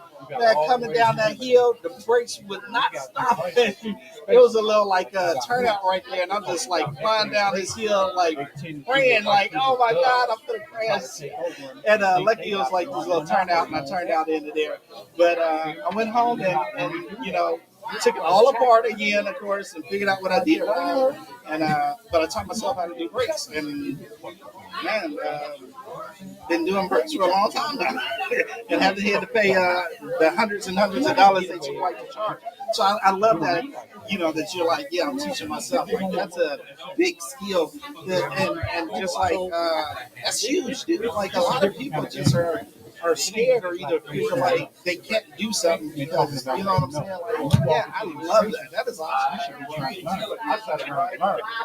You're real mellow, huh? You got siblings? Yeah, 2. You the oldest, youngest? I'm the oldest. At least the one that's living in the house. I have older family across the country. So some of your siblings are like living in other states? Yeah, mainly because my biological dad kind of a prick. He's married and cheated on 5 people. This is including my mom being the last one. He's cheated on. He's had at least 1 to 2 kids with each, woman. Cheated on them, married the other woman. Moved in with them. Do you have a relationship with him? Not anymore. I tried to, communicate with him, but I stopped because I didn't find any respect in him. One of my younger siblings, his name is Benny. He's only, I think, actually 11, maybe 12, and he rivals me in weight. Me being 330 pounds. He lives here? No, he lives in Virginia, but he doesn't go to school. He doesn't do anything. He just sits and plays video games all the time. Mia. It's Mia, right? It's Malia, and I was expecting a phone call from you because I tried to call you. You tried to call me? I did on the card that you gave me, and it didn't go through. Was it last week? It was like the Monday after the thing is. All right, you. Because I think that was last week. I was sick. I am so sorry. Hold on. You're on this side. Are you leaving? I have to leave soon, but I wanted to give you my card.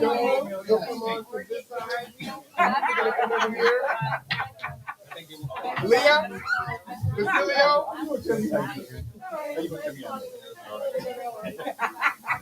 Cole, come back over here to this table over here.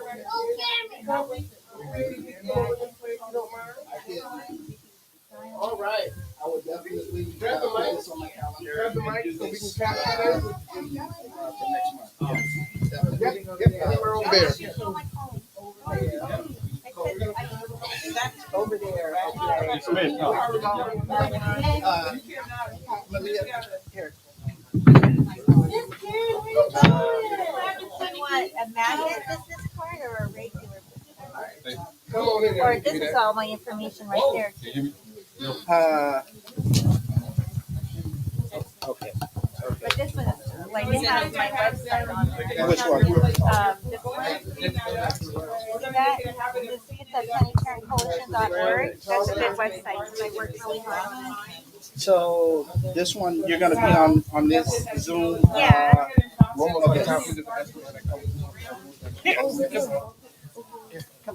All right. All right.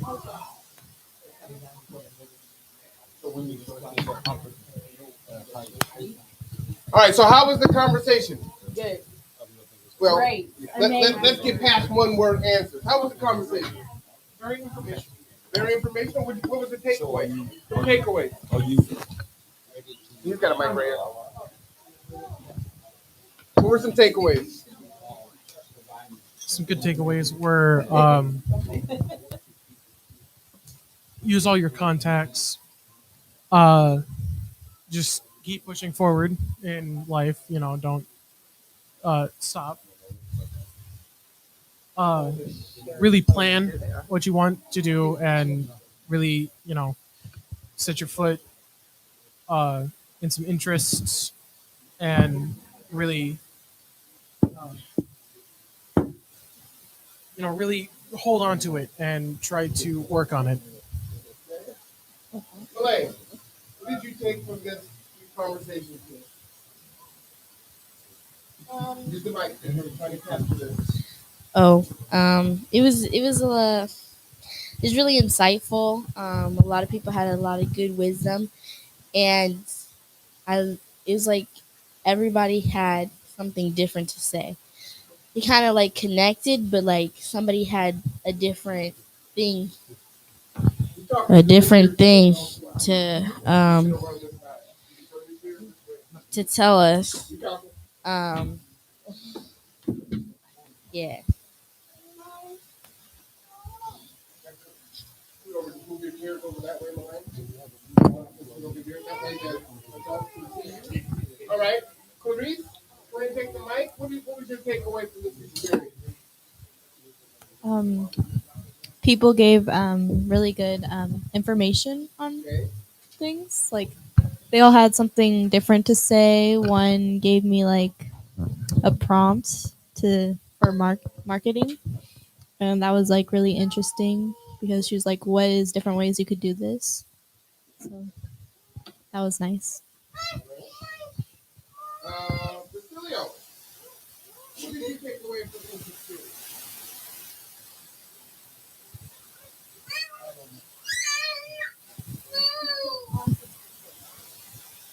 Wanda?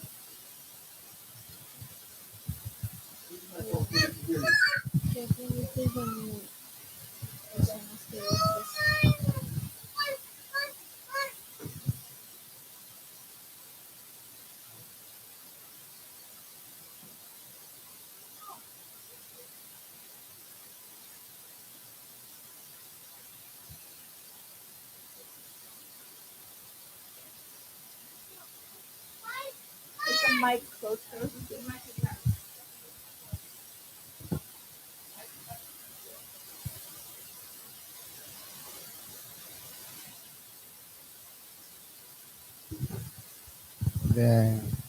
Puedes hablar en español y ella va a traducir.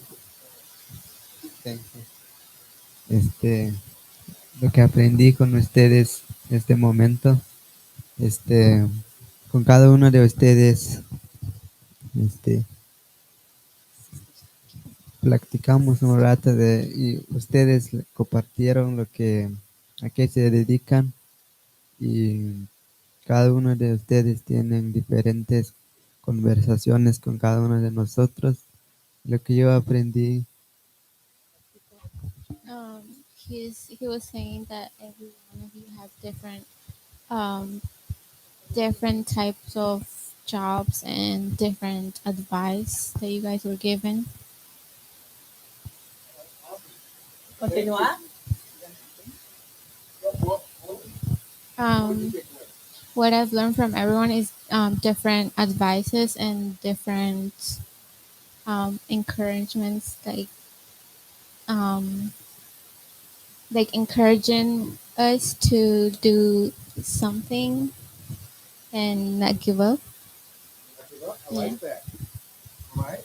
Trenton?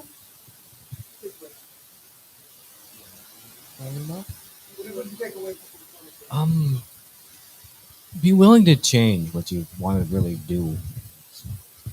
Originally, when I was talking to everyone, I wanted to be an electrical engineer and all that. That's just first thing popped in my head.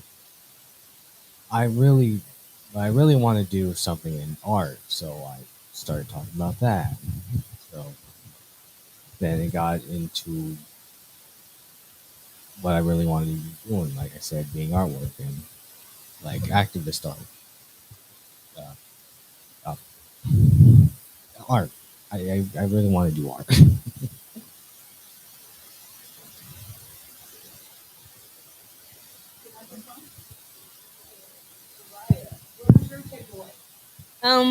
My takeaway was not to like set yourself short, and there's so many different resources, so don't just like stay connected to one thing when there's limited resources out there. also, you can listen to what your college career advisors say, but you still need to focus on what you really want to do, because what they're trying to do is get you out the building and on to the next thing, not really focus on something that's really going to apply you for what you're going to do afterwards. So to really think about what you want to do and what you're going to have fun doing, because nobody wants to be in a job where they're not enjoying it, or else you're going to end up leaving there. So yeah, that's what I took.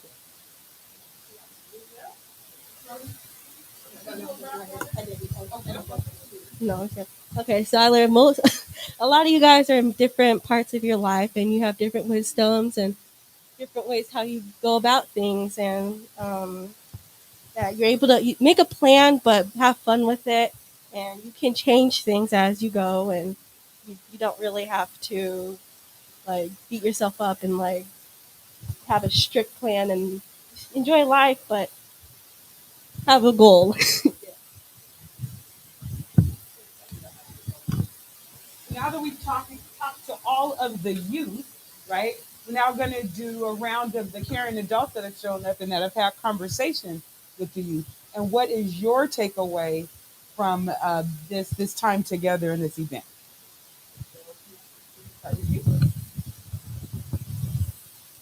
I'm Joe Walter. My takeaway is I have some gratitude here. I don't have opportunities to do this level of sharing with young people, and I'm really glad for this morning. And I could really feel how from the start to the end, I think it was having an impact on all of us, because our general comfort level seemed to soften, and it got easier for all of us as we went along. So, and the openness that I felt from all of these young people, thank you for that. It was something of a gift. So thanks. All right. Hello. Can you guys hear me over there? All right. Yeah. I just got invited to this event last night. Honestly, I thought I was just gonna come here and eat some pancakes. I didn't know I was gonna meet the future of the community, and when I did that, I was when I was introduced to you guys, I was very thankful, and it humbled me in a lot of ways as well. And I really appreciate you guys sharing your story and your beliefs with me. What I took away from this from you guys, I feel like you guys helped me as well, and I hope that we were able to help you as much as you guys helped us. All right. It helped her for her to be able to share, and she never thought she would be able to give this good game to someone at a setting like this, and you guys being receptive of that and receiving it, and it seemed like you guys were very welcoming, and we appreciate that as well. Thank you. All right. Did everyone get a chance to talk over there? No. So we just did two of the caring adults, so we still have the rest. Hi, my name's Sean, and Yep. By the way.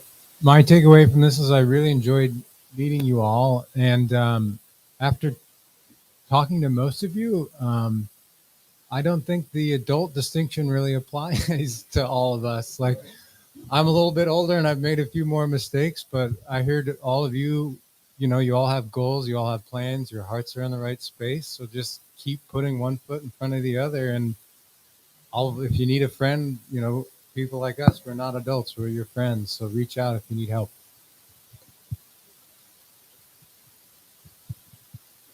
What did you take away from this experience? Well, as a guest, I realized that there's a lot of young people who are no different than I am, and until they get an opportunity to be around somebody like me, they'll stay the same. Because the ideal is to encourage them to use the brain that God gave them, write out some ideals, begin a process of planning. Make the plan to work the plan.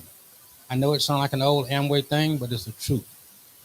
Plan the work the plan. Because if you do that, along the way, you're going to make some revisions. There's nothing wrong with revisions, as long as they get you to the place that you are attempting to go to. And if it doesn't, then you need to scrap the plan, remake the plan, recommit to the plan, and move forward. There's no such thing as a wrong decision. There's only such thing as a stupid question, one you didn't ask yourself. Because in the process, if God gave us everything we needed to know, the world would be in trouble.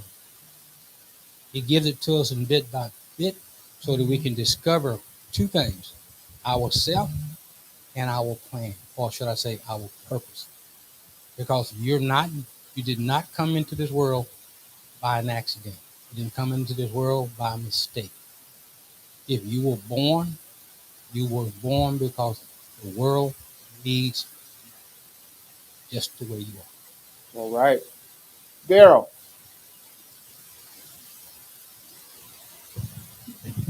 Hey, good afternoon.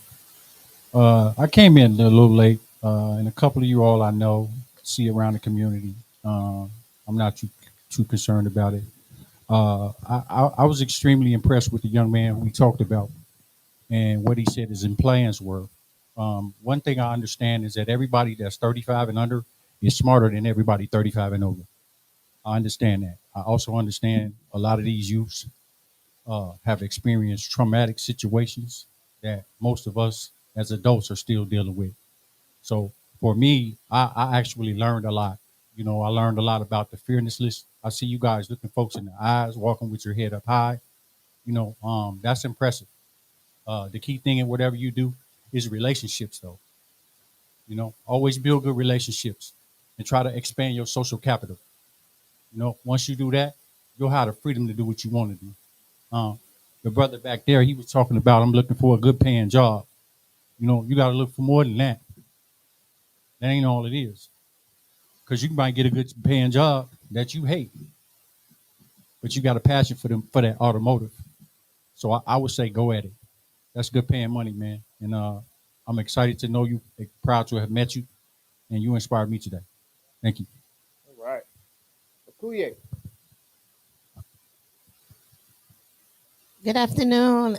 These are brilliant, creative, imaginative young people that have passion about what they want to do. And so we're here just to encourage them to continue to seek the things that they really want to do in their hearts.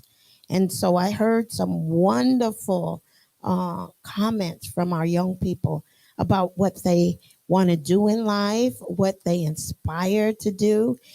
We were able to talk about some of the processes of what that looks like for them, and it was an amazing time just to spend with our young people to hear from their own mouths what it is they really would like to accomplish and how they really want to change the world. I heard some of the comments about how they want to be art activists and they want to be able to tap into their passions. And so it was just a wonderful opportunity to just fellowship with them, spend time with them, and just hear from them what it is they really want to do. Two more. Okay, so my name is Tom. I was some of you I knew, the majority of you I met today, and now that it's over, I just want to tell you guys I'm thankful for the opportunity to have been able to speak with you because in truth, when I was your age, this opportunity for somebody older than me with something, I guess, semi-positive to say to me didn't happen. So I'm just thankful for the opportunity to be able to have told you guys some of the things that I wish were told to me at that point in my life, just to not necessarily to keep me straight like I was crooked, but just to give me some direction or some encouragement because, like I said, the generations are different, and some of what you guys were able to get today, I never got, and it wasn't that there wasn't people that cared for me. There just were not these same opportunities that you guys have to be able to take advantage of. They weren't as readily available for me and maybe many others of my age or even a little younger. So I'm glad to have been able to participate to help you guys if I did, or maybe give you guys something to remember if you remember it later. Tim, did you wanna? Yeah. I was really excited to speak with Juana. And I think I think what's already been said, I concur and echo it. But in speaking with Juana, I feel like this is just the beginning. I think our paths are going to cross again. It was exciting to hear how we have connections in community, and I'll probably see her through Annika, Fabio. Just really hoping this can flourish. And Shaylin, thank you so much for your leadership to bring community together like this. All right, Mark. I'm impressed, but I want to remind you guys again that you're not supposed to have it all figured out yet. That'll come. Be easy on yourselves. And the things that I think that I've heard from all of you is a desire to help each other and help other people. And that is something you need to hold close to your hearts, because we've gotten away from helping each other. And a great president, John F. Kennedy, said, "A rising tide lifts all boats." We need to help each other up. And I think I told several of you this. It's one of my favorite quotes from an artist that is on YouTube, Mary Spender. And she says, "Fail better every day." It's okay to make mistakes. Learn from them. If you don't fail and you don't risk, you don't learn, you don't grow. And that's how we create. And the fact that you guys got that as I talked to you, so impressive. Thank you for the gift you gave us. All right. Well, Shay, you were listening in on conversations in and out. What did you witness? I witnessed community. I'm still a little taken back. I'm thankful for the community members, and I call you caring adults because you care, and you are adults in their lives. And they need to know who the caring adults are, no matter how your connections and your networking and all of those things transpire. Right? We just need to know that the community exists and that they are there to support you. And so this is just a small portion of your community that has been waiting to meet you and is excited for your futures and excited for your next steps.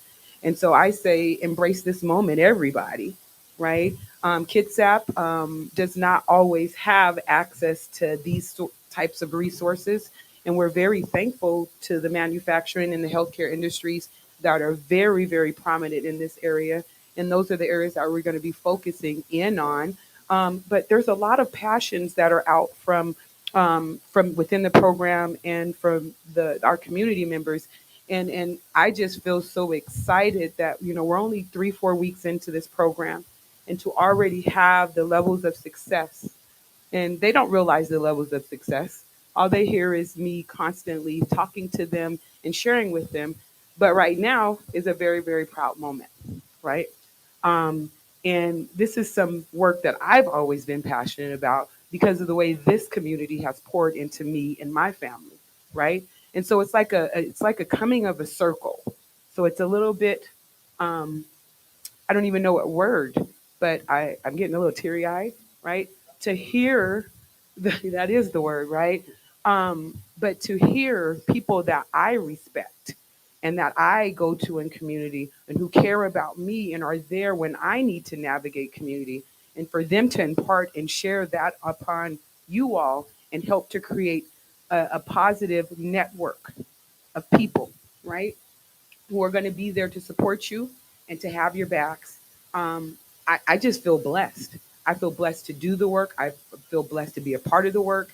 And I look forward to bringing more community into you and also taking you out into the community. So these are these steps that we're taking and the things that we're doing. Sometimes they seem very small and incremental, but they're big, large steps that we're taking. And every time we do that, and then we come to a place like this, you see it all kind of come together from a different standpoint. That's the part that I'm feeling right now. right? This is what I've been staying up late at night for. This is the conversations that I'm having 8, 9 o'clock at night. These are the conversations I'm having when I'm on vacation, right? Where community members are calling me and asking me questions, or I've sent them an email and they're responding when they have and in due time. So, like I said, there's a lot of commitment to this community and everybody that's involved. And I just really, like I said, I feel completely blessed. My heart is full right now. And I just thank everyone. And I look forward to continuing to grow and learn with this group and my community. I'm just so thankful. So I'm gonna leave you with two things before we transition on. One, I've known Jalen since junior high school. Friends are hard to come by, and the definition of friendship, folks use in a way that I don't think is accurate. So I know that I can depend on her and call on her, and I. That is important for you to have.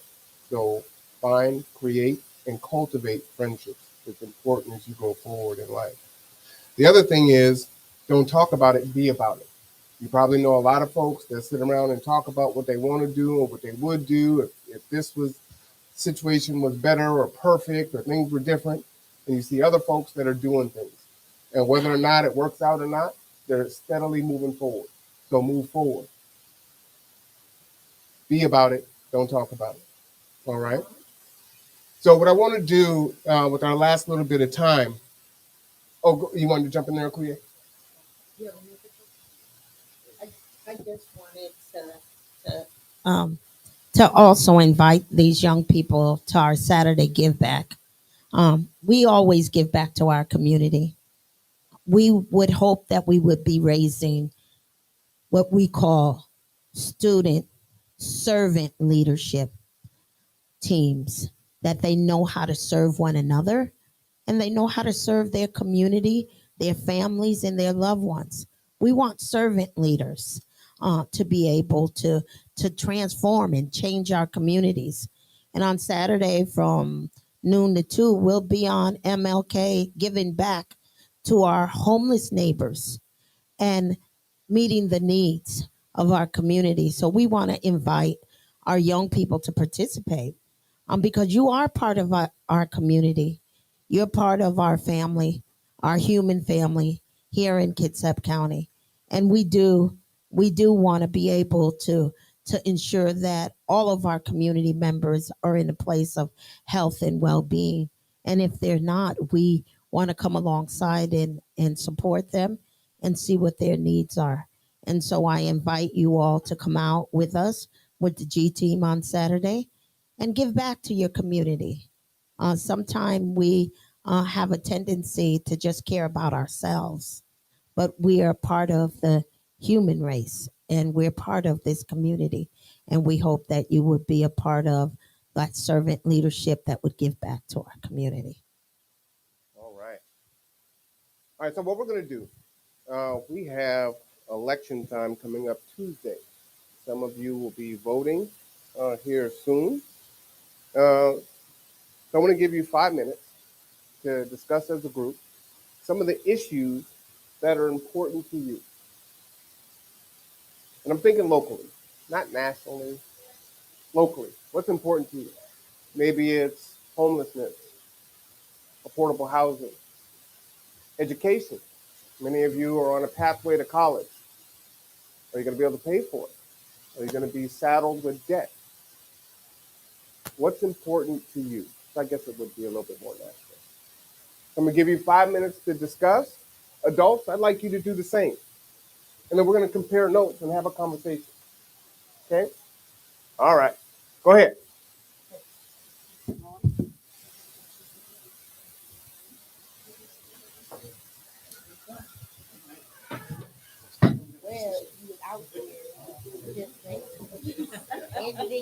Rev. They in the group now. So you can't come out here late. Come over here, Rev. They need to talk. No, they need to talk as you. Come on. You in their way. They're not gonna. No, they're not gonna have a conversation with you there. They need to talk.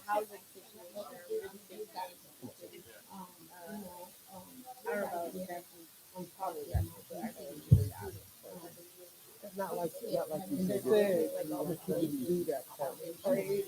I know. I know. I already know. That's why I'm coming. I'm like, look, I'm only go over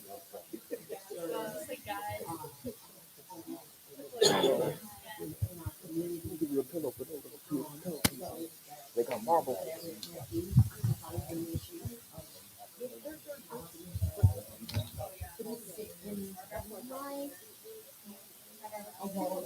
What are we talking about? You already know. That's why you call. Can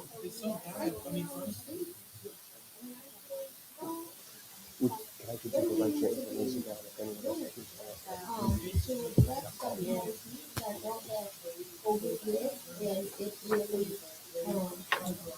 Put a spotlight on the disparities in our community, far and wide.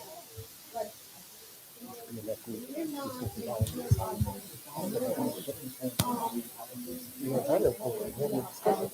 Look, come on. Not even that big. How are you gonna get it? I know, but that's good. Kind of your MO. Have a conversation. Yes, it is. It's very hot. Hey, how you doing? You doing good? You have party? Oh, you need the keys? Oh, you already went? Okay. You already went? You having fun? Did you?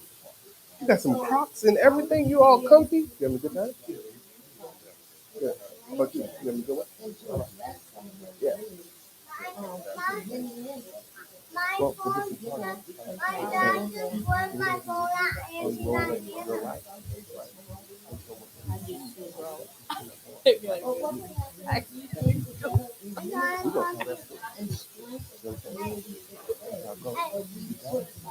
Go ahead, jump in there. Yes. I'm not A, I'm Mr. C. I'm not a horse. I'm not a cow. You know? Hey. Rust.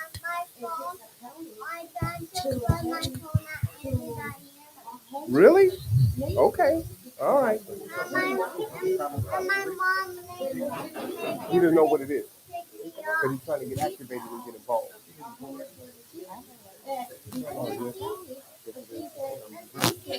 You hear that? Okay. Christina? No,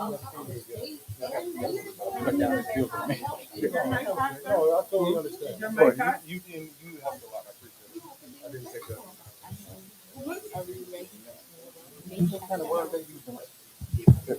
Yeah, my mic off. Yeah, my mic is on.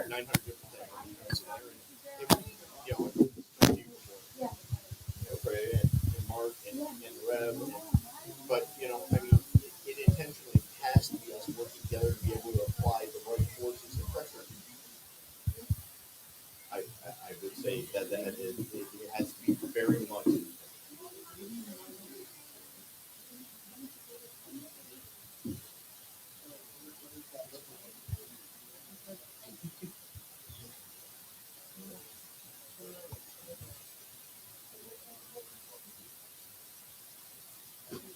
Well, first of all, things are for that. And, we always talk about doing needs assessment, but we don't talk about doing asset matching amongst us. The asset, our strength, and asset what we have, and together and chart it out and look our asset matching so we can see. Because all of us have skills, we all have resources, we all have talent, and then we all know somebody. We know, I know somebody, you know somebody, you know somebody, you know somebody. And because we have those relationships with others, and we can impact or influence those others to come alongside just because they know us, just because they have that personal relationship with us. Then we move from that asset mapping chart to our allies chart. Say, look at all the allies we have that we could touch this issue and eradicate this issue, or to improve this issue, or to change these outcomes. And I think if we're strategic, more strategic, that's 2 minutes. Change, and we should come together in a collective, collaborative, coalition, allied That's how I feel that no man is an island, and we, the more we get to work together,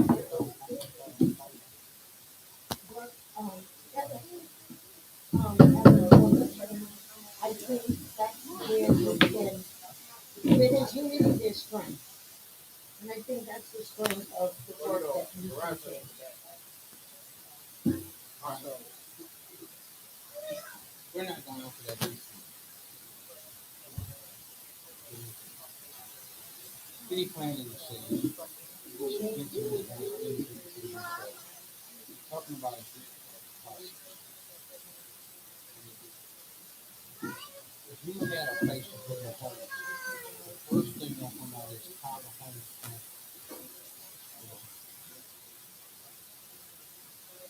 Everything has got. Talk about the homeless. So that's homeless. I can't solve it. I can give you a place where we can do that. If we build a place, that's well, let me give you an example. Just pull down Transportation New York. That'd have been a good story. Went in there, fixed the place as a part of their rent. But we don't see that. All we see is that we have a building here that's affirmation, so we get rid of it. That's a whole facility almost at 5 acres there. That's a lot of room. Now, we're talking about bureaucratic process. Just domestic together. I graduated from the University of Washington. Okay? So if the city don't plan to do that, the city ain't gonna do it. This kind of process is actually more lack of work. It can only be given to the city council by people coming and saying, if you want to be there. So the organization is getting us to go in there and raise it up to city council. So until we get there, guess what the city council will do? We can talk about this for years. We can talk about it every state work. But if she, huh? City council never saw it, so we can't be happy. They can only deal with what's on the table. Don't put it on the table, they don't do it. So then I can affirm, I think what's happening is an that we see that those fellowship suffering or and then if we come together, figure out what we're doing, we can't do it all as power that we can demand. Well, one thing we can demand, have anybody asked for No, here's my point. I can perceive you, but if I don't ask you, I don't know. And if I don't ask you, I don't know how to get you home because I have no idea what it looks like. I can only give you my picture. Paulo Ferrari in his book, Credibility of Trust, talks about the picture that the receiver, or should I say the sender, giving to the receiver. He can charge what he thought that he's doing. That ain't what he's doing. Because it's his perception, not the person doing it. There are some homeless people. They are homeless because they can't put up with people. And they are homeless to be left alone. Those are people you can't help. But the other folks are riding on that guy who needs the solitude to get to the city and is not being honest because they're too sorry, not lazy, too sorry. I saw a guy up with a sign saying, "We'll work for food, we'll work for this, we'll do this." I may not like his style, but you know what he's doing? He's out on the street hustling. He's making it clear what he's willing to do. He's willing to sit there with that sign. I don't care how bad you look at it. If you fit fingers in his pocket, he's going to take them home and use it. It's his style of getting his needs met.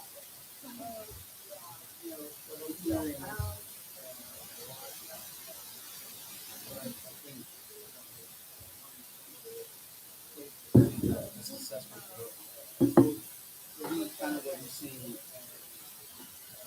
shift that's got to get made. And, kind of on the line of what Brother Rob said as far as wraparound services, where, with partnering, and it's not like, hey, this is a list of things that we have available for you, you can get treatment, you can get housing, what Z.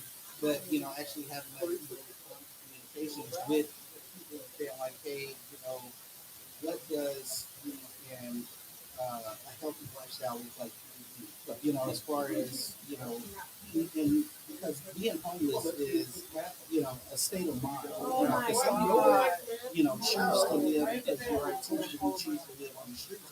They don't consider themselves as being homeless. So we have to approach them and say like, hey, what does a healthy lifestyle for you look like? And get them to realize that one, your living conditions have to, meet a certain standard so that you're healthy. You're not, definitely because you should be. You're not, eating, doing unhealthy things, and so, yeah, right. And so have a system where, you're communicating with people, because that's what they are. They're people and meeting their needs. Some people don't want to live in a traditional home, and so maybe, part of the solution is saying, hey, we're going to set aside a couple of acres where, maybe people can have, a tent and, then, we have like showers and bathrooms where they can, access those facilities, but, they can still live the lifestyle that they want. We can't put everybody into our perfect picture of perfection, and just say like, hey, this is what's best for everybody. We have to be willing to have a discussion with people and, see what it is that I'm walking with their vision of from healthy lifestyles. And so I feel like the approach has been, just kind of throwing services and money at people and not really, needing them as people, and when you don't need people as people, they're gonna, be resistant and, to your efforts, in which we see a lot, you look at the news and, on Seattle, doing civil, teams in and, people are resistant to that help, some of the coldest nights and the hottest days, people are resistant to going into the shelters because, they don't want to be governed, as a member of, treated like, less than a person. They want to be validated as people. So that's just my 6,000 from the 18,000. You have how much? You have 14?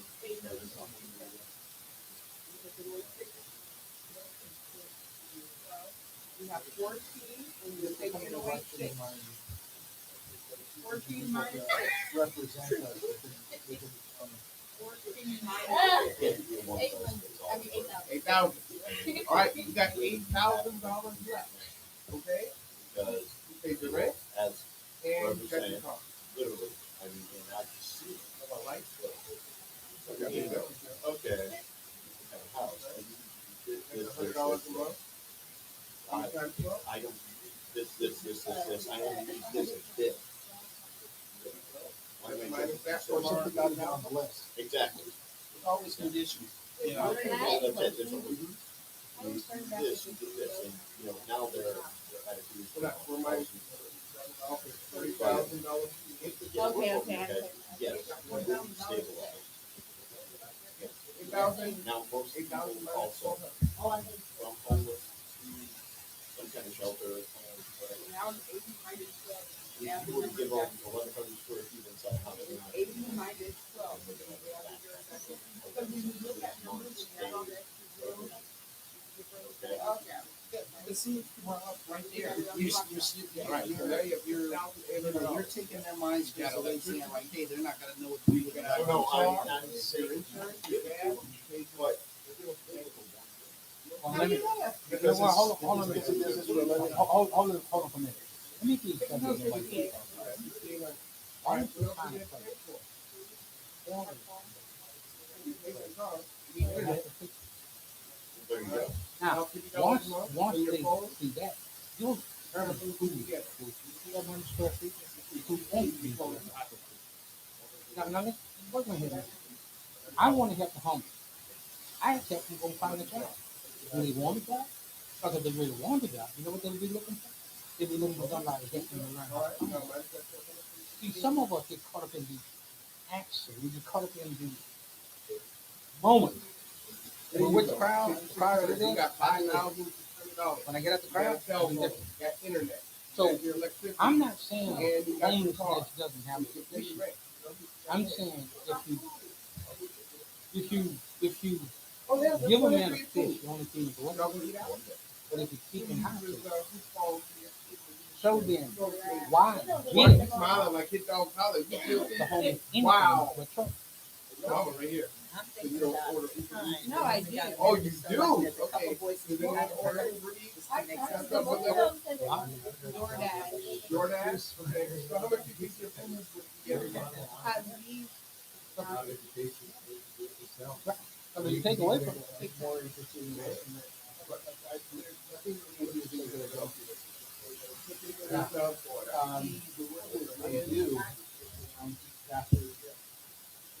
Start listening to each other. We all say it differently. Well, ask everyone. And Terry will tell you that my first thing to say to her is, words Oh, are just really me? tricky things. You have to listen carefully to understand what someone is saying. They're saying the same thing that you're thinking. They're just saying it differently. So you have to listen for that. But I invite all of you to volunteer at G2. I do it 2 days a week. And I take the people from Operation Army, I take the people from KNH, and listening to them and talking to them gives you a perspective on their lives that you can get no other way. No, well, yeah, myself, but I don't record other people about that, but I basically talk to them because it's really important to know what they are and how they The only reason why I'm asking that is sometimes we could get some. There you go. So much money did you spend? Right there. He does this every day. Well, I'm only gonna say that I love to help you, but I can't follow you. I drive for food. Let me talk to my cook. Marlon just learned something at the barbecue a couple weeks ago. We had an intention to elevate the voices by recording their stories and stuff that would be useful for their opening part-time support that unhoused community. And he went in with all good intentions, but found that a lot of people don't know about it. Well, it's kind of like somebody sent me a little link. There was 30 people in New York, 34 people in New York. I'm in the garden. I shot 30 of them. How many is in New York? I said, nobody knows. That's No, I know that's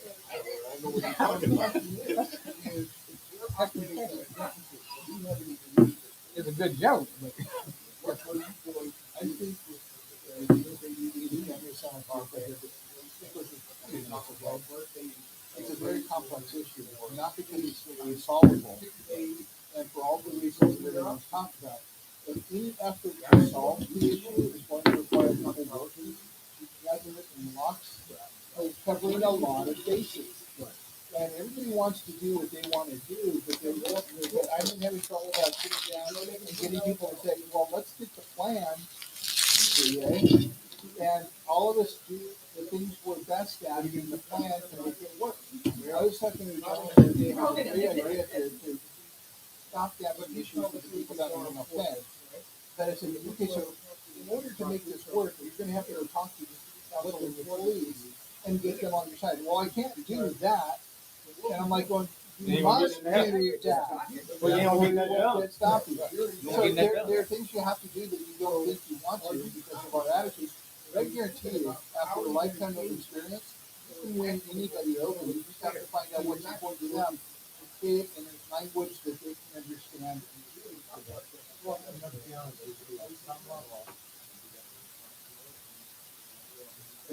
But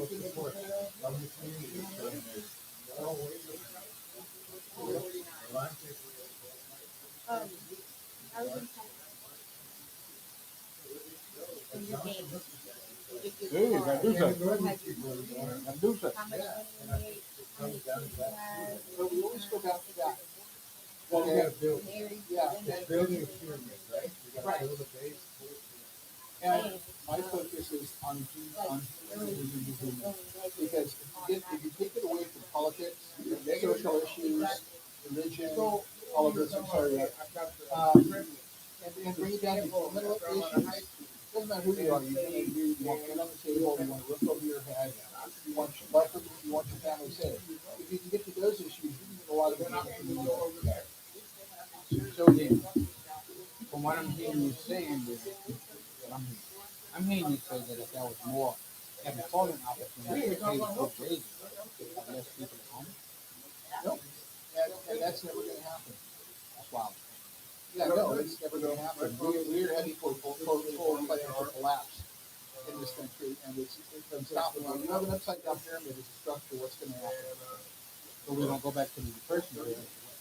Okay. Yeah, I think we need to go into a different model. That's my opinion. Well, I want to give you a little scenario. I lived in the rural East Coast. I spoke to my but I can guarantee you one thing transferred me.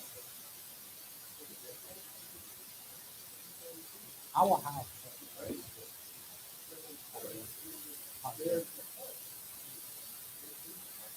that is owned all the luxury on that shed. Everybody always do it. Hey,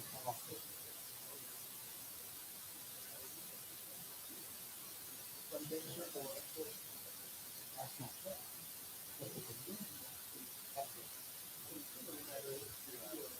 we have to relearn. We have to relearn lessons.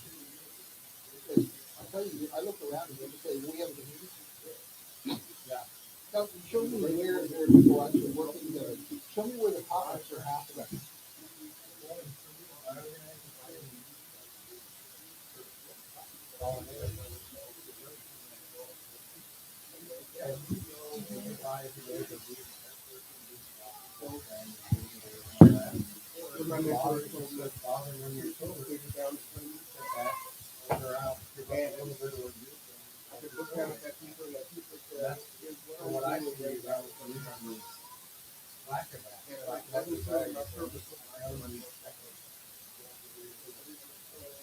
I'm gonna push back a little bit, you know, I feel like, you know, maybe the opposite.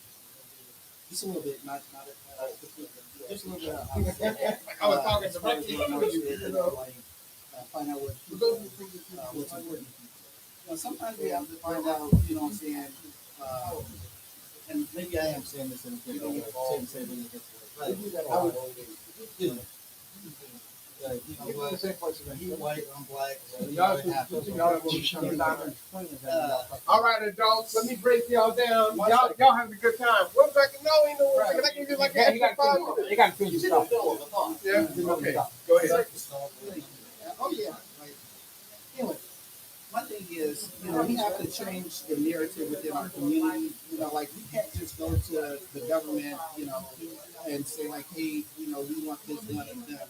We have to get the community invested in, you know, the issues of the community and find out, you know, how to make it important to them. Like, you know, how does this affect your life? You know, because most people, you know, we can ride past the homeless, you know, on the off ramps and, you know, past Salvation Army day in, day out. And we don't, you know what I'm saying, internalize or, you know, we don't have that mental connection of how that person in that condition affects me, my life, my family, my home, you know, my, you know, like my living, you know, and if we can make that connection with, you know, to our community to say like, hey, you know, if this person's house burns down, this is how it affects, you know, and everybody, and this is why it should be important to you, and this is how it's gonna, make things better for you, then we can get more investment, and when we have more investment for the community, then we have the power of the people to make the changes with participate, and I know like the whole, push and movement of sending people, to office that, think like us, and like, yeah, I get that. But we also have to get a community that has that same, We have to have the community first to we'll never get the representation. Yeah. That's what I was saying. Like, I think I'm saying, where is this street? you know what, Mark? Application. Leave me alone. Application. Can you do it? I'm only a friend sometimes. Yeah. Application. Yeah, there's, in my way of looking at things, we have a fundamental flaw Okay, in our okay. system. You said he had to finish his thought. Yeah, I was just finishing. Okay. All right. All right. So now, kids, what I'd like you to do is, you come on down here, get a little closer. Don't be shy. Joe, if you'll turn your chair. Go ahead, turn your chair. Bring your chairs. Okay.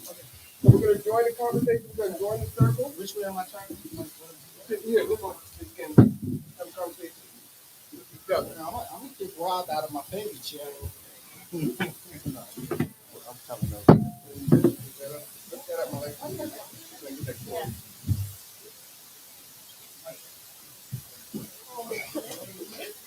Oh my God. All right, go ahead and put your chairs in.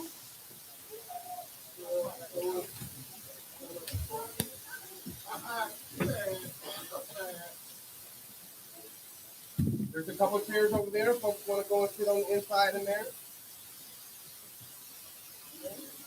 Go ahead. All right, go ahead and grab the microphone. Let's hear from the youth first. So we had a really good conversation with the youth about what's important to them, and now they're going to share that out with the larger group. So go ahead, take your mic to clear your mic for more than one person to hold.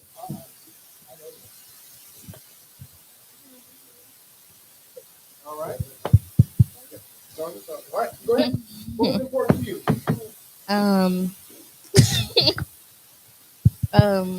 I know one of the biggest things we were talking about was the homeless population and the resources to them, like housing, food, clothes, and stuff like that. Also, was the access that teenagers and kids have to drugs and alcohol and stuff like that, and how it's seeking in and affecting our schools and stuff like that. Yeah.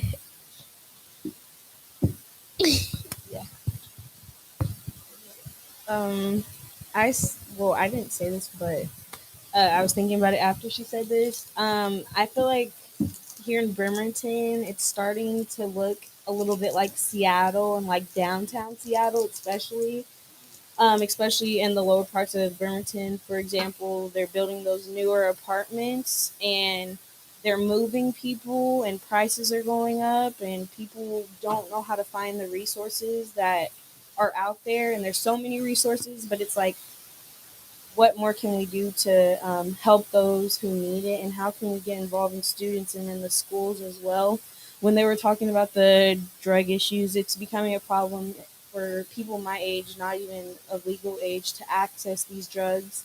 And it's coming to the point to where like our bathrooms in our schools are boarded up because these are the only ways the teachers can stop the kids from, being able to use the drugs, because they're not doing it like public in the hallways. They're taking their times in the in the bathrooms, and it's becoming a problem for other students that aren't doing these things. And so we need to find resources for the kids, and we need some adults like you guys to be in the schools when we first go back, because no telling what people had to go through this summer, and a lot of people don't have families that they can talk to, but they need these community people and outreach people to be able to communicate with.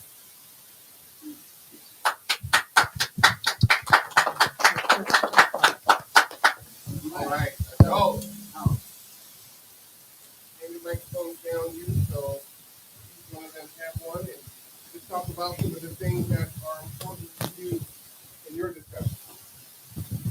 I think what I stuck out of our conversation that we had is we essentially agree that there's a homeless problem. We talked about how important it is to build community to address that homeless problem. So I kind of see it. So that's what I took away from the conversation. A lot of community talk and how, as a community, if we come together and cooperate as a whole, we can start accomplishing some of these goals.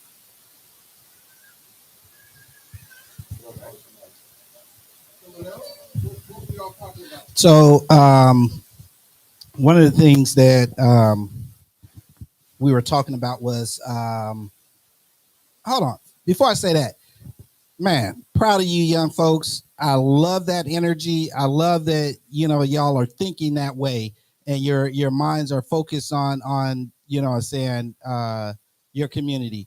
And that is really encouraging for me to hear. And so I got to give you, sing y'all praises. And yeah, just that's awesome. What I want to say, a couple things. We were talking about politics a little bit, the community, just this whole how there's this whole interconnection.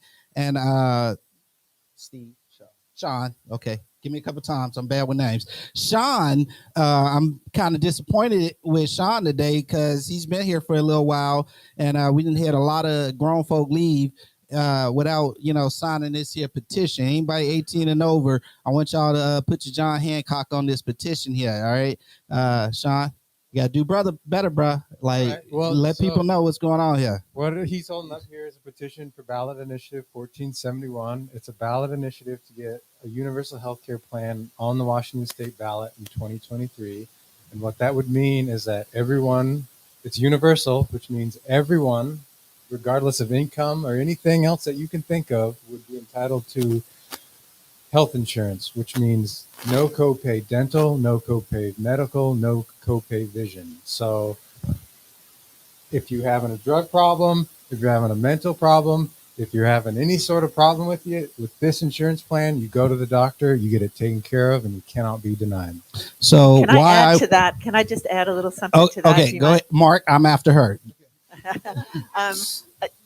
If you don't understand the details of the Health Care for All in Washington proposal, it doesn't matter, because what is asked for in this petition is that you participate in the process that we have in this state, where if we try to get our legislators to do something that the people need and it doesn't happen, we have an alternative.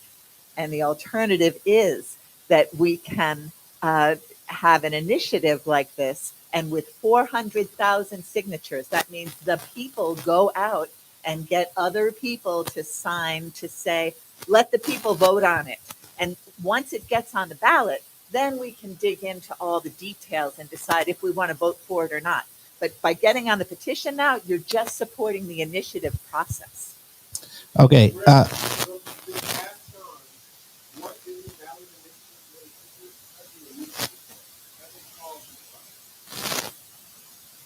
I didn't gotta ask a question. You just asked it. Joe just kind of explained it, but it's a process by which if enough people get together and say they want something, the state has to listen to them and give the public an option to vote on it. So it's our way as a community to work around politicians and say that we want certain laws. That's how I view ballot initiative.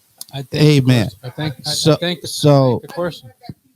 Oh, how I have that I piece think of the question paper? he was asking was, since you're not on the legislative floor, you're not a legislator, you're not a lobbyist, how do I, John Q. Public, get it known?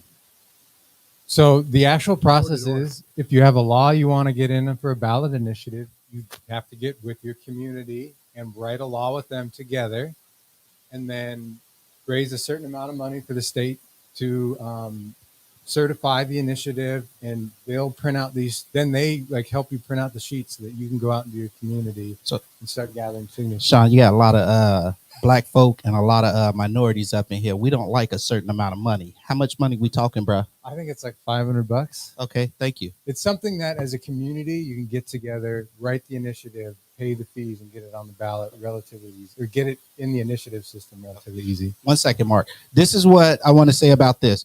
The reason why I really highlighted and brought this up, right? Because this really goes to what Zyra.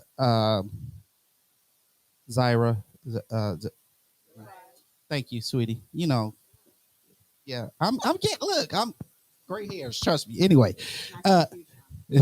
this no, it's not. This is why I brought this up, right? Because this is the type of stuff that makes those type of changes you're talking about, the type of changes we're talking about. Sometimes, you know, this is what community looks like. You know, when we want to see changes, there's a lot of different avenues to getting, you know, to the changes we need in our community. And it's important that we know about these type of processes. We know about contacting our congressmen, our senators on the state level and the federal level, you know, contacting our mayors and our council members, you know, to advocate for ourselves, as well as, you know, getting, you know, our neighbors, which anybody you see in Kitsap is your neighbor. They ain't got to live on your block. If they in Kitsap, that's your neighbor. Okay. So get your neighbors involved in the changes that, you know, you want to see. If you got problems going on where the bathrooms getting boarded up, that's a problem. Like, yeah, we need to know about that. And, you know, getting something done about that. Kids shouldn't have to, you shouldn't have to live like that. Okay, I'm being told to wrap it up. I'm gonna pass it over to Mark. So I just wanted to pass on some. Okay, so I just wanted to. What we was talking about. That's what I was talking and I just wanted to raise people's awareness of something. We are the only, and I know we're all Americans, right? So we don't think anybody else has anything to add to anything, but we are the only industrial country in the world who does not have universal health care. The only one.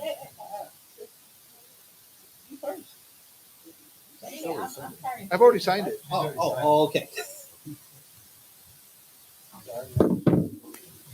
Yeah, I hate to sign it twice. It invalidates both signatures. So, you know. All right. So, yeah, we are the only country in the world who does not have universal health care because we hate socialism, because it's communism or some nonsense like that.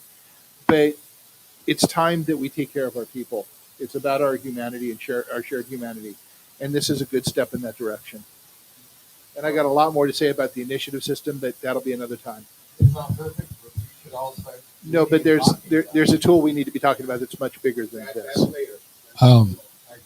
I like to think of the fact that since the youth thought about how do we provide the homelessness and those who's having rent issues, which has been a problem for years, it begins with taking the time out to draft up a plan to how to hit the community with where the resources are. Because we know that there are resources, but it appears the places that we have the resources at, many times we go to them, they turn us away because we didn't dress up, we didn't come in looking clean, so we get sent away. It didn't solve our problem. The problem comes when I can get the resources and I don't have to go in and act like a monkey on a chain. So guess what? There's something you can do. You can help start a place where people can come and get the information. And help start with putting an initiative together, like what we're talking about, for ballots. All these are things we have available to us. The question is, how much are we willing to do to get this? Like, ask me about volunteering to drive. I can't volunteer to drive because I got bills to pay. But I can drive if somebody pays me some food.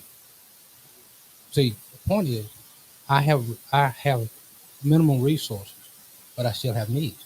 So what I have to do is make the difference in how I get my needs met. Because if he pays me to eat, then I don't have to worry about spending that money for food. I can spend that money for gas. Yeah, you need it for these days. By the way, if you guys want something to do, this is an awesome initiative. It needs to get done, and you guys are perfectly capable of going down to the Safeway or the Fred Meyer and getting signatures. And if you want to learn how to gather signatures, you learn how to start building communities, Joe and I training Videos, I've been doing this since I was, as long as I can remember. And it just gets easier with time. So, You looked really cute in diapers doing it. And can I jump in?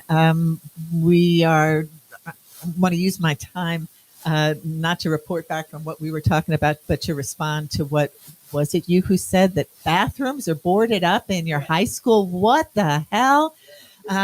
I don't know what I can do, but I am here. And between now and September, I want to check in with leadership of your group to see how we here can help support that, because that's wildly out of order. No, they have bathroom locks up because they don't have no monitors for them. And if they had monitors for them, because they're standard contract people, volunteers, they have no authority. So they need security, i.e. officers, to be there so that they can stop them out. No, I mean, it's been there. It was been there when I was in high school in 1972. Sometimes the bathroom was locked up because kids acted fool. Plain Maybe simple. the answer may be to support finding those So in our conversation, there was some overlap, right? Both groups were talking about affordable housing and homelessness as being important. So I'm a solution-based oriented person. So we can talk about the problem. We have to describe what the problem is. So what are we going to do to solve the problem? We can complain about it all day. And things will continue on. It's probably getting on the way up. So as a collective, does anyone have any idea on what we can do? What can we do? We're doing it. Okay, for all this, what's that? Like you guys said, start an initiative. That's what it's called, right? For the homeless population, um, maybe we could start one about creating housing for them. Um, that are like, because there's like homeless shelters, but like I think it's a pretty common knowledge that they're always in like poor condition and stuff, and overpopulated. So maybe create more, and they're building like complexes and stuff all over, but like there's a good chance that those are going to be expensive, and I feel like we should have places for them to go. And then they complain about them being on the streets, but like where are they supposed to go if there's nowhere for them to go? the initiative process can work locally. It doesn't just have to be on the state level. What else can we do? What else can we do to solve this? And actually, I wanted to relate a discussion I had with a local politician.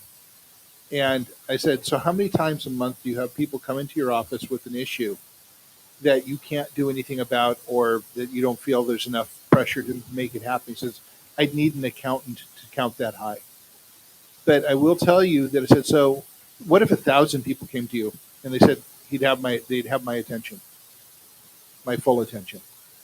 So you can go talk to your politician, but if you come together and work together and create an initiative and 1,000 people sign it, you go talk to the same people, you'll have their attention and something will move. Yeah, another what I've done in my life, I've been working my whole life, and I've never really liked how I've been treated at work. I always feel like I'm a good worker who's asked to keep working harder for less pay. Something that I've done to get the change I want is I found an organization that is dedicated to recruiting working people like me, and that's the union.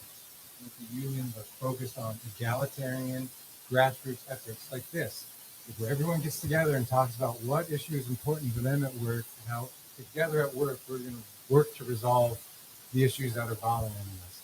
So what I think the key to do in a lot of this is find the community that you fit into and is working on what you want to work on, and get to know that community and really throw yourself into it. Yeah, and organize.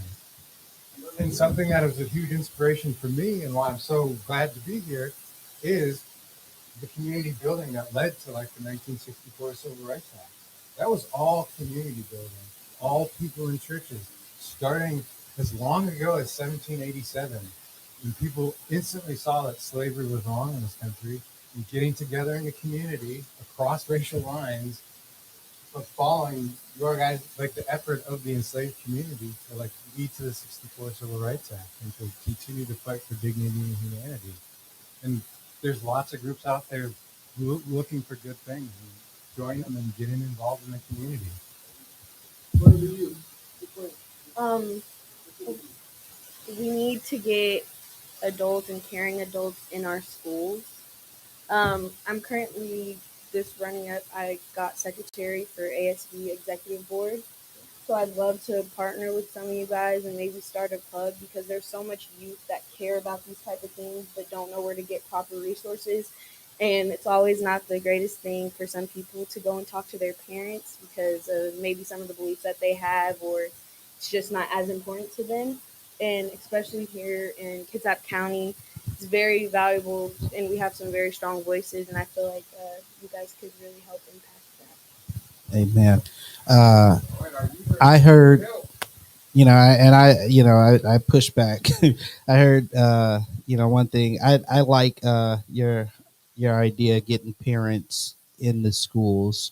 Um, mm, when my son they I don't know if they still have it. It was a program where dads were going up to the middle school at Mountain View. I think it was like Watchdogs. That was what it was called, Watchdogs. Yeah, I was a part of that for a few years, and I think it was an awesome program. And I think programs like that and similar to that, where you can get adults, vetted and into the schools, is a great, alternative to putting law enforcement in school. We've seen the tragedies that have happened with law enforcement in the schools. More, the arrest rates of kids go up, and for little petty things and stuff. It's not a good fit. I think it is, and that's not where they belong.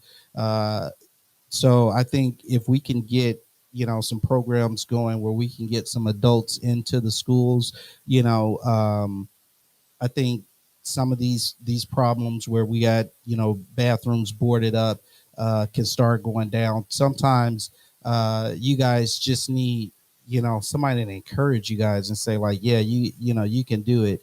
And I think you guys are a smart bunch. Man, y'all just keep on encouraging me. I'm really proud of all of you guys. Keep keep doing what you're doing.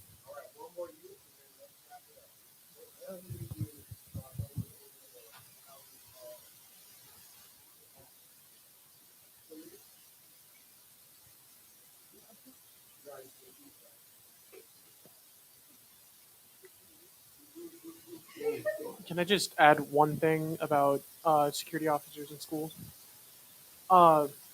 Personally, in my school, there are a lot of fights. It's not a very good school. It's overcrowded. It's, drugs, violence, stuff like that.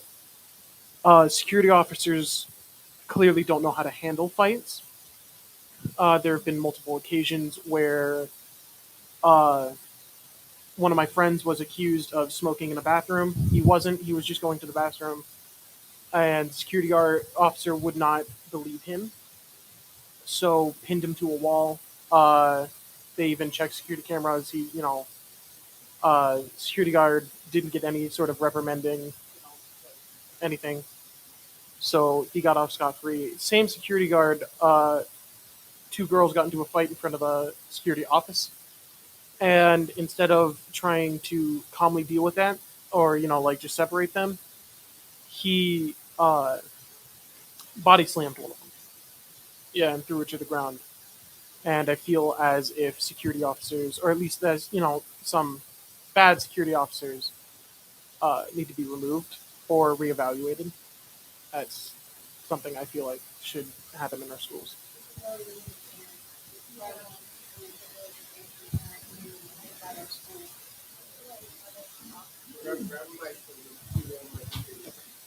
I feel like I that's why I agree with the whole parent thing. It's a good idea because I feel like having officers in there instills fear, and it's like you're walking down the hall and you see this officer.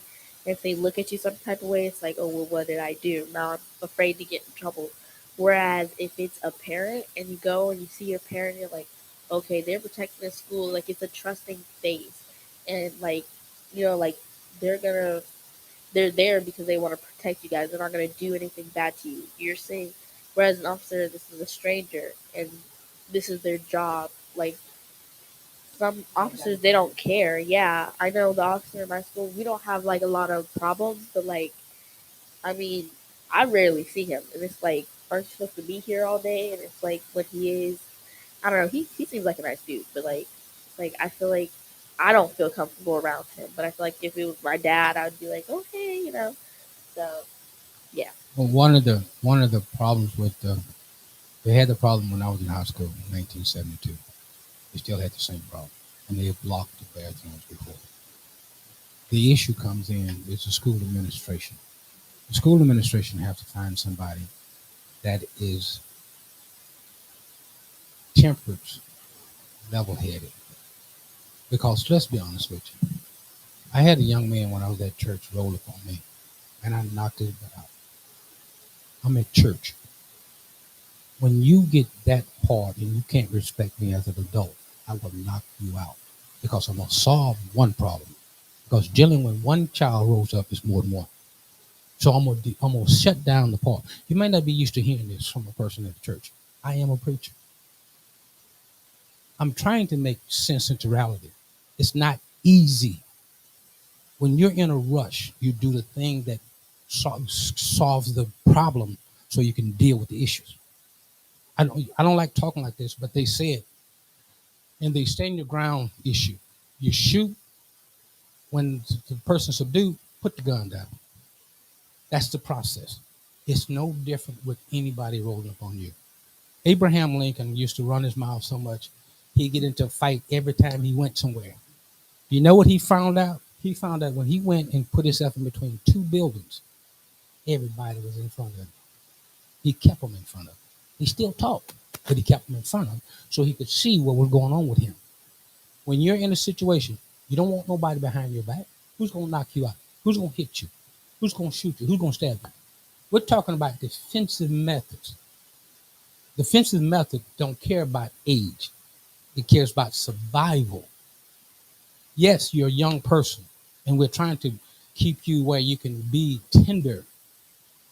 But life does not care because when life comes along, whatever comes your way is what comes your way. We have to be the parent, the adult in the situation and gain control so we can keep control, so we can keep things proper. And that's not easy. It requires when you see something, you say something. When you see individuals in the bathroom smoking, tell the teacher, tell the principal, tell somebody in authority. And well, I don't want to snitch on. I don't care what you call it. If you want control, if you want things to change, you have to be a part of the solution. You cannot be a part of the problem. Part of the solution means there's going to be some hard knocks. You have to learn how to duck and hold your hand up because if you get a fight, it might get you hit, but you got to learn how to duck, move. It's all a part of the process. You're a boxer. You don't stand there and take a beating. You put out a beating. Why? That's what your job is. I got 5 kids. They're doing good. But I didn't have no, I had to teach them just like this. So I gotta push back a little bit because like no. Okay. We did get an ask for some help organizing in their school a little bit, and I'd be willing to come back to have further meetings about that training and help out and hear more about what you guys need help with. We're going to do that. Let's give everyone a round of applause.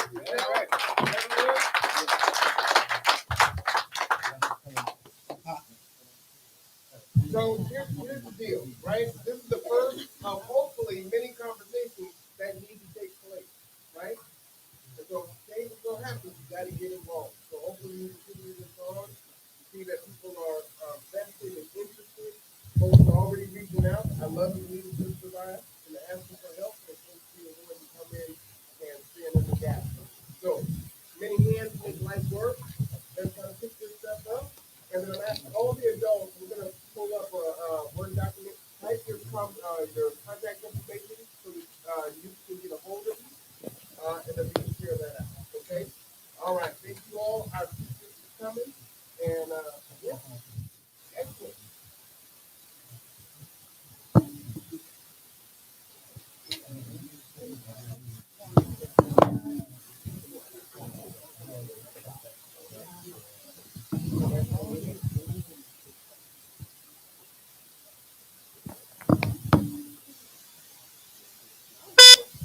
All right, everyone.